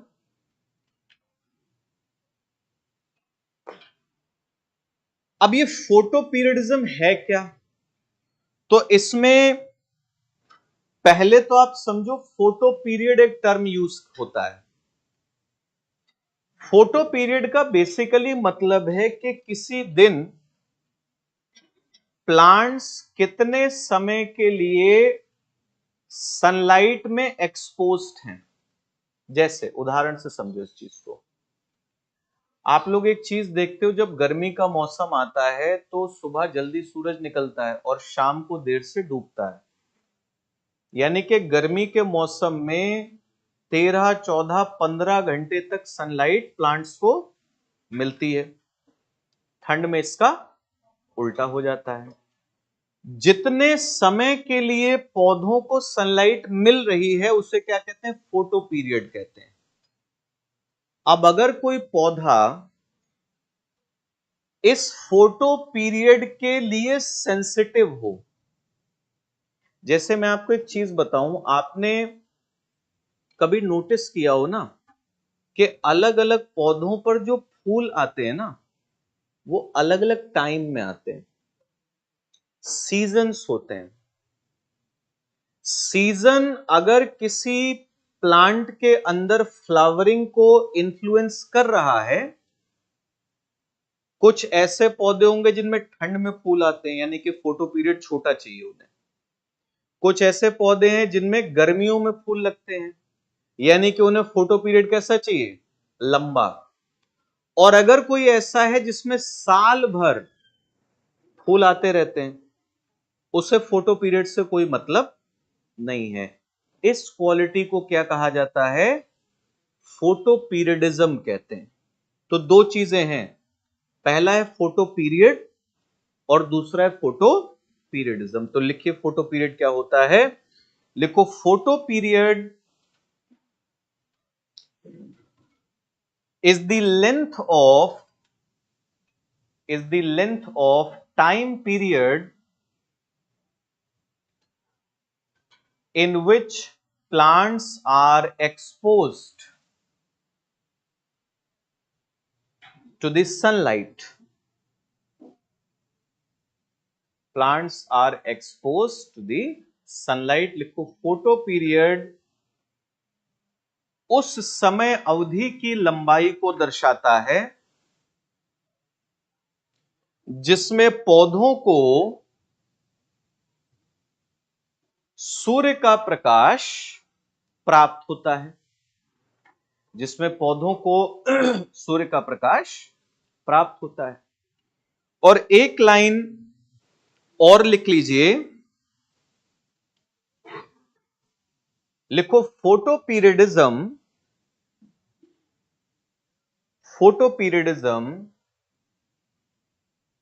shows the impact of duration of sunlight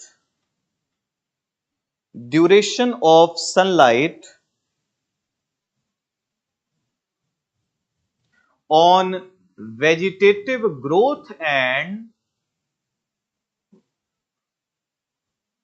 flowering in different plants. Vegetative growth and flowering in different plants. लिखो, फोटोपीरियडिज्म विभिन्न पौधों में होने वाली वृद्धि तथा पुष्पन पर सूर्य के प्रकाश की अवधि के प्रभाव को दर्शाता है। अब देखिए, फोटोपीरियडिज्म के बेसिस पर प्लांट्स जो होते हैं वो 3 प्रकार के होते हैं, नोट करेंगे। सबसे पहला आएगा एसडीपी, जिन्हें हम कहते हैं शॉर्ट डे प्लांट्स। दूसरा आ जाएगा एलडीपी, यानी कि लॉन्ग डे प्लांट्स। और तीसरा आएगा डीएनपी, यानी कि डे न्यूट्रल प्लांट्स। तो एसडीपी का मतलब क्या हुआ? देखो, एक चीज होती है ना जिसे हम कहते हैं क्रिटिकल मैक्सिमम ड्यूरेशन। ध्यान से सुनना, सनलाइट की critical maximum duration, that is the duration between 12 to 14 hours. अब अगर किसी पौधे को 12 घंटे से कम टाइम के लिए सनलाइट चाहिए फॉर फ्लावरिंग, तो उसे आप क्या कहोगे? एसडीपी कहोगे। तो एसडीपी में लिखिए एक लाइन, लिखो, they require sunlight for less than critical maximum duration. Critical maximum duration, लिखो, इन्हें क्रांतिक अधिकतम अवधि से कम समय के लिए सूर्य के प्रकाश की आवश्यकता होती है। और क्रिटिकल मैक्सिमम ड्यूरेशन नोट कर लीजिएगा, 12 to 14 आवर्स, 12 से 14 घंटे की अवधि होती है। तो इसमें उदाहरण क्या आ जाएगा? इसमें देखो, सबसे अच्छा एग्जाम्पल आप ले लो, कॉफी, स्ट्रॉबेरी। ठीक है, तो कॉफी है, स्ट्रॉबेरी है, एग्जाम्पल नोट कर लीजिए, एसडीपी में आ जाएगा। एलडीपी क्या होंगे? जिन्हें क्रिटिकल मैक्सिमम ड्यूरेशन से ज्यादा समय के लिए सनलाइट चाहिए, तो लिखिए, they require sunlight for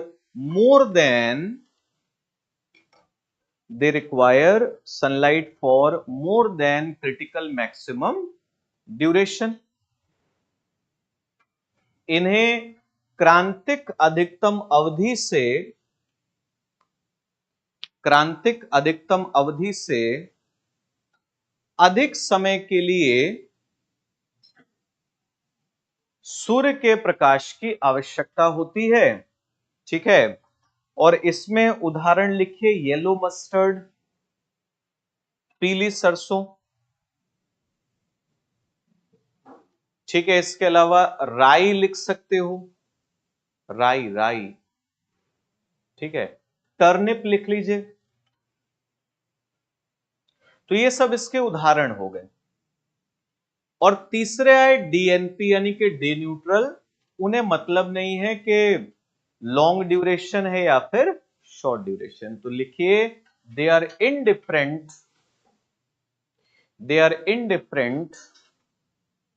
to the duration of sunlight. लिखो, इनके ऊपर सूर्य के प्रकाश की अवधि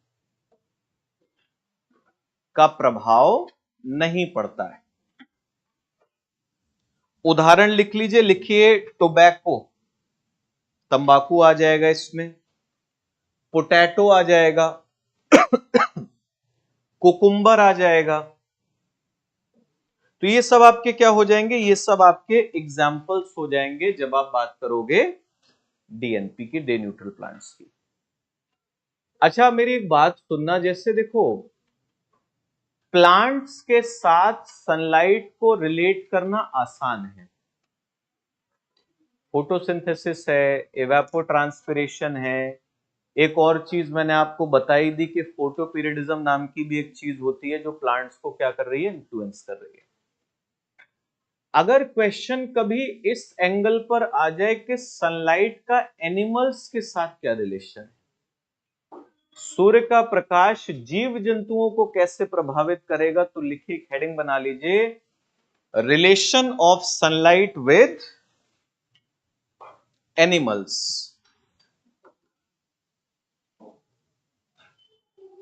ठीक है, देखो अगर हम एनिमल्स की बात करें, जीव जंतुओं की बात करें कि भाई जीव जंतुओं के ऊपर क्या प्रभाव पड़ता है, तो पहली चीज तो आप ये कह सकते हो कि भाई सनलाइट, सूर्य का प्रकाश क्या काम करेगा,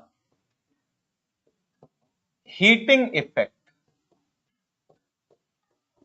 ऊष्मन प्रभाव। किसी भी ऑर्गेनिज्म पर, किसी भी जीव जंतु पर अगर सनलाइट पड़ती है तो हीटिंग होगी, ऊष्मन होगा। अब इस ऊष्मन का परिणाम हमें क्या देखने को मिलता है, तो सबसे पहली चीज भाई जो टिश्यूज हैं आपके बॉडी टिश्यूज, वो बॉडी टिश्यूज क्या होंगे, हीटअप होंगे। यानी कि पहली चीज आप यहां पर क्या लिखोगे, हीटिंग ऑफ टिश्यूज, ऊतकों का ऊष्मन। और दूसरी चीज क्या होती है कि आपने पढ़ा होगा प्रोटोप्लाज्म,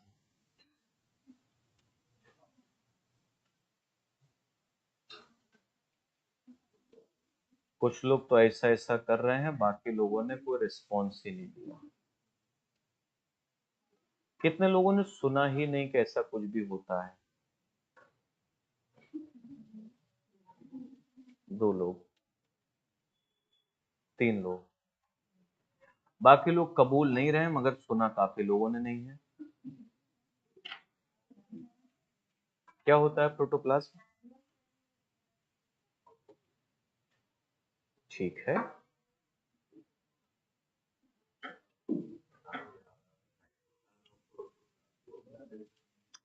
अरे कोई अच्छा है क्या, अच्छा हो तो बजा दो।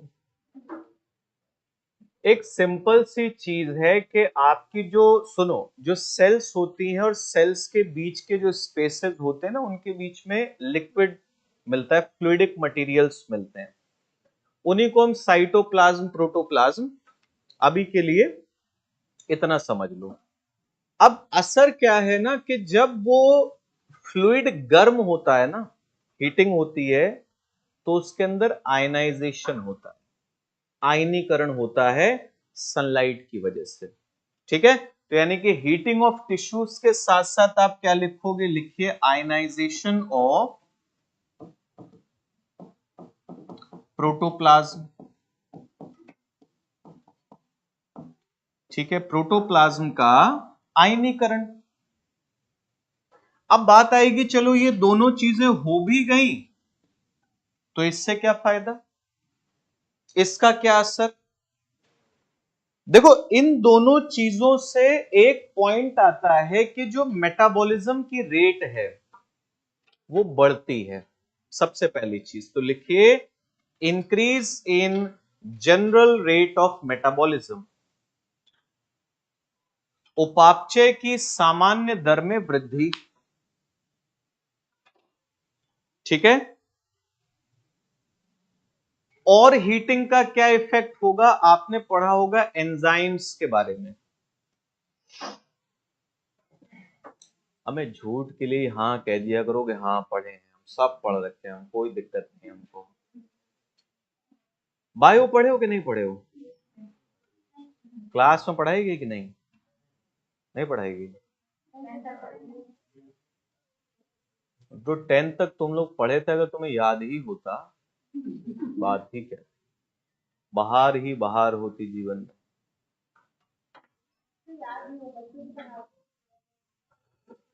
तुम पढ़ाती भी हो बच्चों को बायो? अच्छा, और कौन कौन पढ़ाता है इस क्लास में? दो। नहीं, सुन लो सुन लो सुन लो, तुम लोग को भी अगर थोड़ा समय मिला करे, एक आध घंटा पढ़ाना शुरू करो। इसलिए नहीं कि उसे करियर बनाना है।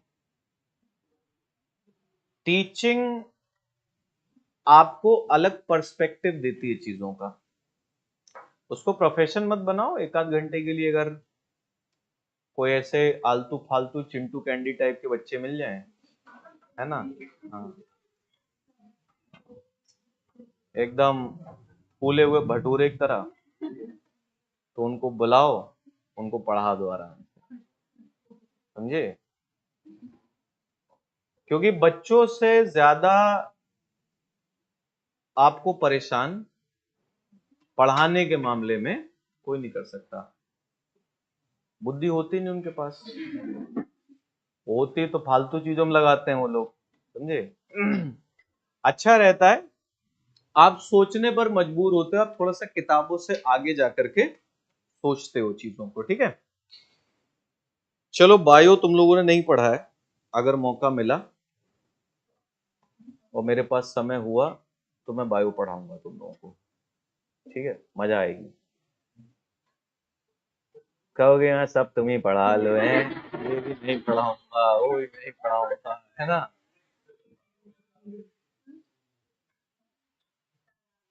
दे दो छुट्टी तो अच्छा ही है यार। मगर हाँ, एक चीज है, इस बार जाऊंगा तो फिर वापस क्यों? ये शोध का विषय है, आप लोग रिसर्च करिए इस पर। चलो, अच्छा, थोड़ा सा अगर आप लोगों को बायो हल्का फुल्का रिवाइज करना हो ना, तो मैंने अपने चैनल पर कुछ क्लासेस ली थी। वो ऐसा नहीं कि थ्योरी नहीं पढ़ाई थी उसमें, उसमें बेसिकली एमसीक्यूज के थ्रू पूरा बायो जो है वो एक्सप्लेन किया था। अगर देखना चाहो तो उसको देख लेना, हल्का फुल्का आइडिया लग जाएगा, और तुम्हें ये भी लग जाएगा कि ये आदमी पढ़ा पाएगा कि। कुछ लोग शक होगा, भूगोल लेकर के आए थे, पर्यावरण तक पहुंच गए हैं, अब कह रहे हैं बायो भी वहीं पढ़ाऊंगा। कुछ दिन में राजेश सर को ना निकाल दें, ठीक है, पॉलिटी भी वहीं पढ़ाऊंगा, है ना? चलिए, अच्छा देखो, एंजाइम्स बेसिकली हम लोग कहते हैं कि भाई कैटलिस्ट है हमारी बॉडी में। आप ना एक काम करना, बायो पढ़ने से पहले मैं आपको एक बड़ी पतली सी, इतनी पतली सी किताब है, कोई बहुत मोटी किताब नहीं है, लेकिन बड़ी अच्छी सी किताब है वो। नेशनल बुक ट्रस्ट का नाम सुना है आप लोगों ने? एनबीटी, कुछ लोगों ने सुना होगा। इतनी पतली किताब है, बहुत महंगी भी नहीं है, आई थिंक 100 रुपए से कम में ही मिल जाएगी वो बुक। उस बुक का नाम है द ह्यूमन मशीन, लिख लो, द ह्यूमन मशीन। उस किताब को लेकर के उसको पढ़ना, उसमें इंसान के शरीर को एक जैसे मशीन के फॉर्म में ना, एक रोबोट के फॉर्म में एक्सप्लेन किया गया। वो थोड़ा सा एक अलग पर्सपेक्टिव देती है, हिंदी इंग्लिश दोनों में है, ठीक है? उसको लेकर के पढ़ना। हम लोगों का जो शरीर है ना, ये जो हमारी बॉडी चल रही है, बायो इसीलिए इतना फैसिनेटिंग है, और खासकर ह्यूमन बॉडी, जब आप पढ़ते हो तो तुम्हें समझ में आता है कि भाई साहब किस लेवल की कलाकारी है। इतने सारे पुर्जे, इतनी सारी प्रोसेसेस इतना प्रिसाइजली चल रही हैं, और लगातार काम करती रहती हैं। हमारे शरीर में लगातार कितनी सारी केमिकल रिएक्शंस होती रहती हैं। ये चलता फिरता लैब है जिसमें बहुत सारी रासायनिक अभिक्रियाएं हो रही हैं और उसमें लगे हुए हैं कुछ कंट्रोलर्स, वही है एंजाइम्स, जो क्या करते हैं, रिएक्शन रेट को बढ़ा देंगे जब जरूरत होगी। समझ में आ गई बात? एंजाइम्स आर टेम्परेचर सेंसिटिव, तापमान के प्रति संवेदनशील होते हैं। तो सनलाइट जब आपकी बॉडी को हीट अप करती है ना, और तापमान इंक्रीज होगा, नॉर्मलसी की तरफ आएगा, तो उससे एंजाइम्स का जो एक्शन होता है वो क्या हो जाता है, एफिशिएंट हो जाएगा। आप कहोगे उनकी रेट, उनकी एक्टिविटीज क्या हो जाएंगी, इनहैंस हो जाती। तो एक चीज लिख लीजिए इसमें, लिखो it increases activities of enzymes. यह एंजाइम्स की क्रियाओं में वृद्धि करता है। और एक चीज और होती है कि हमारे शरीर के अंदर जितने भी सॉल्ट्स एंड मिनरल्स हैं, उनकी सॉल्युबिलिटी को भी ये हीटिंग क्या करती है, इंक्रीज करती है। तो लास्ट लिखेंगे it increases solubility of salts and minerals.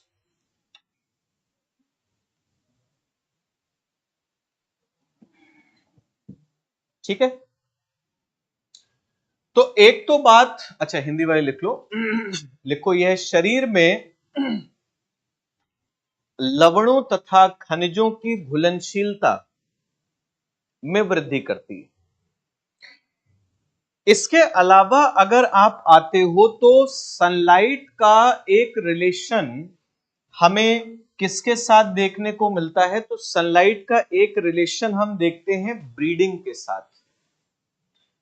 जो रिप्रोडक्टिव एक्टिविटीज होती है ना, प्रजनन संबंधी क्रियाएं, कुछ ऐसे ऑर्गेनिजम्स होते हैं जिनमें रिप्रोडक्शन किसी एक पर्टिकुलर सीजन में आपको देखने को मिलेगा, है ना, ऋतु विशेष में वो प्रजनन करते हैं। तो इसका मतलब भी है कि सनलाइट और टेम्परेचर क्या कर रहे हैं, वहां पर प्रभावित कर रहे हैं। तो लिख लीजिए, in some organisms duration and amount of sunlight, duration and amount of sunlight influences reproductive activities। कुछ जीवों में सूर्य के प्रकाश की अवधि, सूर्य के प्रकाश की अवधि तथा मात्रा प्रजनन संबंधी क्रियाओं को प्रभावित करती है। जैसे आपने एक बर्ड का नाम सुना होगा, टर्की। कई सारे जगहों पर देखोगे तो उसे खाया भी जाता है। टर्की के अंदर हम लोग देखते हैं कि गोनैड्स तब रिलीज होते हैं जब इंटेंसिटी ऑफ सनलाइट इंक्रीज होती है। यानी कि आप कह सकते हो सिंप्लीफाइड तरीके से कि टर्की जो है वो रिप्रोडक्टिव पॉइंट ऑफ व्यू से एक्टिव होगी समर सीजन में। जब सनलाइट की इंटेंसिटी बढ़ेगी, तो उदाहरण लिखना चाहो तो लिख लीजिए। ठीक है, टर्की की अगर बात करोगे, so it becomes reproductively active during summer season.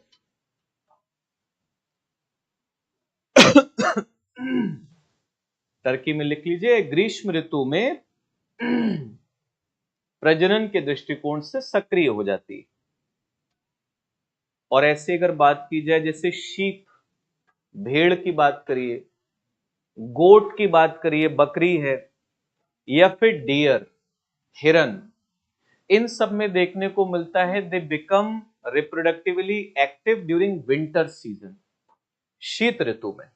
ठीक है, तो ये बता रहा है कि हाँ, ब्रीडिंग रिलेटेड एक्टिविटीज जो है उनको प्रभावित कर रहा है। एक चीज और है कि सनलाइट का अगर आप रिलेशन देखोगे तो सनलाइट का रिलेशन एक और चीज से होता है, दैट इज पिगमेंटेशन। ठीक है, तो लिख लीजिए एक चीज और, duration and intensity of sunlight influences pigmentation.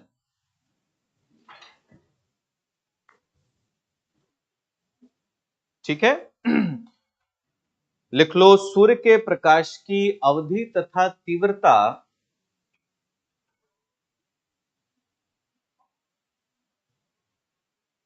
Pigmentation को प्रभावित करती है। इसका मतलब है कि कहीं ना कहीं स्किन कलर का अगर आप रिलेशन देखोगे तो किसके साथ है, सनलाइट के साथ है। लेकिन एक चीज है कि पिगमेंटेशन क्या सिर्फ स्किन कलर से रिलेटेड है?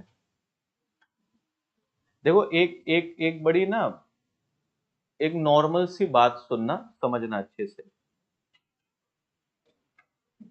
आप कभी भी लैटिट्यूडनल ग्रेडियंट को ऑब्जर्व करिए तो लैटिट्यूडनल ग्रेडियंट का रिलेशन स्किन कलर के साथ है।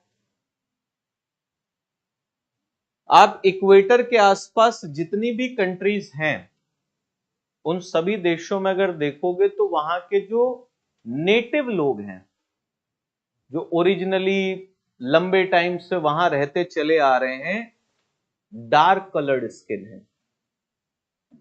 और जितना आप ठंडे इलाकों की तरफ जाएंगे उतना ही आप देखेंगे, जैसे कॉकेसॉइड्स की बात करिए भाई, एक तरफ आप निग्रिटोस की बात करते हो, निग्रॉइड्स की बात करते हो, और दूसरी तरफ आप कॉकेसॉइड्स की बात करिए। कॉकेसॉइड अगर आप देखोगे तो यूरोपियंस हैं। अब उनके स्किन कलर है ही फेयर। समझ में आ रही बात? ये क्या है? ये सिंपल साइंस है।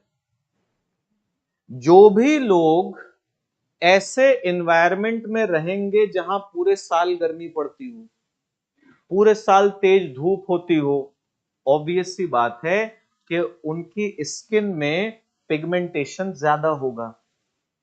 और अगर जनरेशन आफ्टर जनरेशन वो उसी एनवायरमेंट में रहते चले जाएंगे, then those things are going to become genetic. अब आप सोच के देखो, हम कहते हैं ना रेसेस,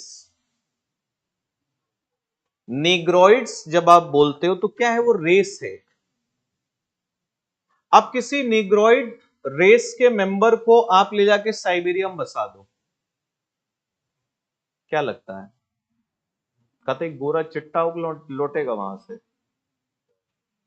सेम है, क्योंकि वो अब वो चीज एनवायरमेंट इंड्यूस्ड नहीं है, now it has become genetic. और वैसे ही अगर आप एक यूरोपियन को ला करके बसा दीजिए ब्राजील में, डीआरसी में, इंडोनेशिया में, वो लोग काले होते ही नहीं। आपने देखा होगा यूरोपियंस जो हैं वो साल में कुछ टाइम रखते हैं ट्रॉपिकल कंट्रीज में जाने का। वाई? सन टैनिंग के लिए। बात समझे? इधर पब्लिक मार मुंह घिस घिस के गोरा होना चाह रही, वो कुछ टाइम के लिए काले होने आते हैं।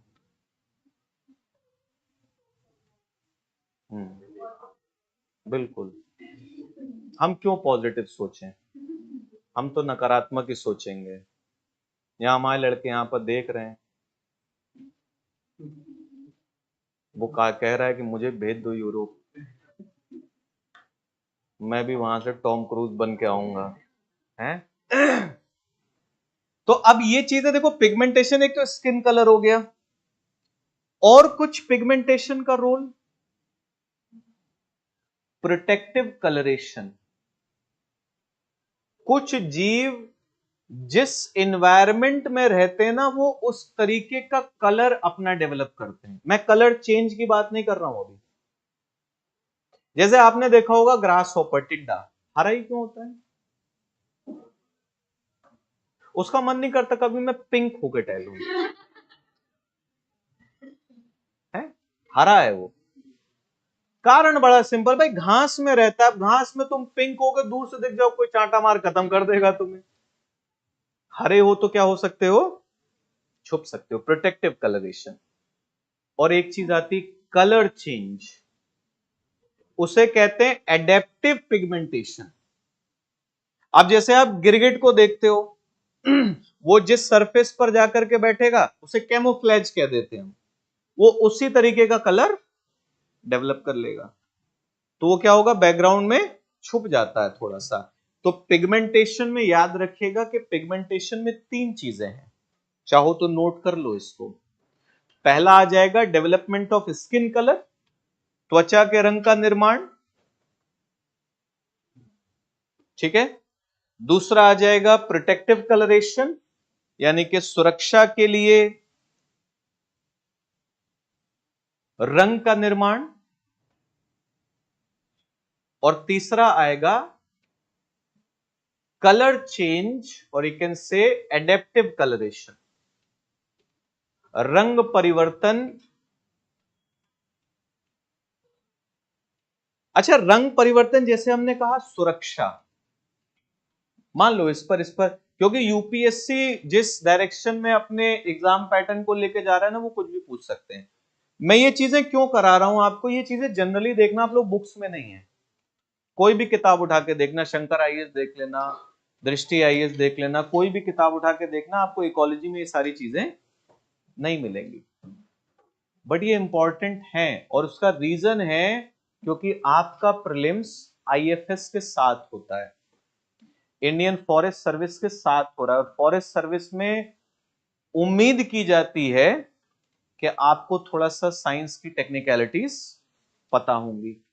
इसीलिए देखो एनवायरनमेंट के क्वेश्चंस का लेवल देखना, जब भी कॉन्सेप्चुअल क्वेश्चन भी आता है ना, तो वो आसान सवाल नहीं होता है, वो डिटेल्ड क्वेश्चन होता है, ठीक है। अब जैसे मान लो आपने पढ़ा भाई एडेप्टिव कलरेशन, कलर चेंज, कुछ जीव जो होते हैं बैकग्राउंड के अकॉर्डिंग कलर चेंज कर लेते हैं, उसका मान लीजिए आपसे कारण पूछा गया, रीजन क्या होता है, एक तो आपने कह दिया सुरक्षा, सिक्योरिटी, बैकग्राउंड के साथ कलर मैच हो जाएगा, so it won't be easy to locate that organism. But याद रखना इसका एक और भी कारण होता है, दैट इज थर्मोरेगुलेशन। वो ऑर्गेनिजम्स अपनी बॉडी टेम्परेचर को भी कंट्रोल करने के लिए कलर चेंज करते हैं। तो लिख लीजिए वहीं पर जो आपने कलर चेंज लिखा है ना, लिख लो, it is meant for security and thermoregulation, ठीक है। इसकी आवश्यकता सुरक्षा तथा ताप नियंत्रण के लिए होती है, ठीक। तो यहां तक हम लोगों ने सारी चीजें देख ली, घर जाकर के रिवाइज कर लेना, और कोई दिक्कत परेशानी हो तो कल पूछ लेना, ठीक है। चलिए कल मिलते हैं।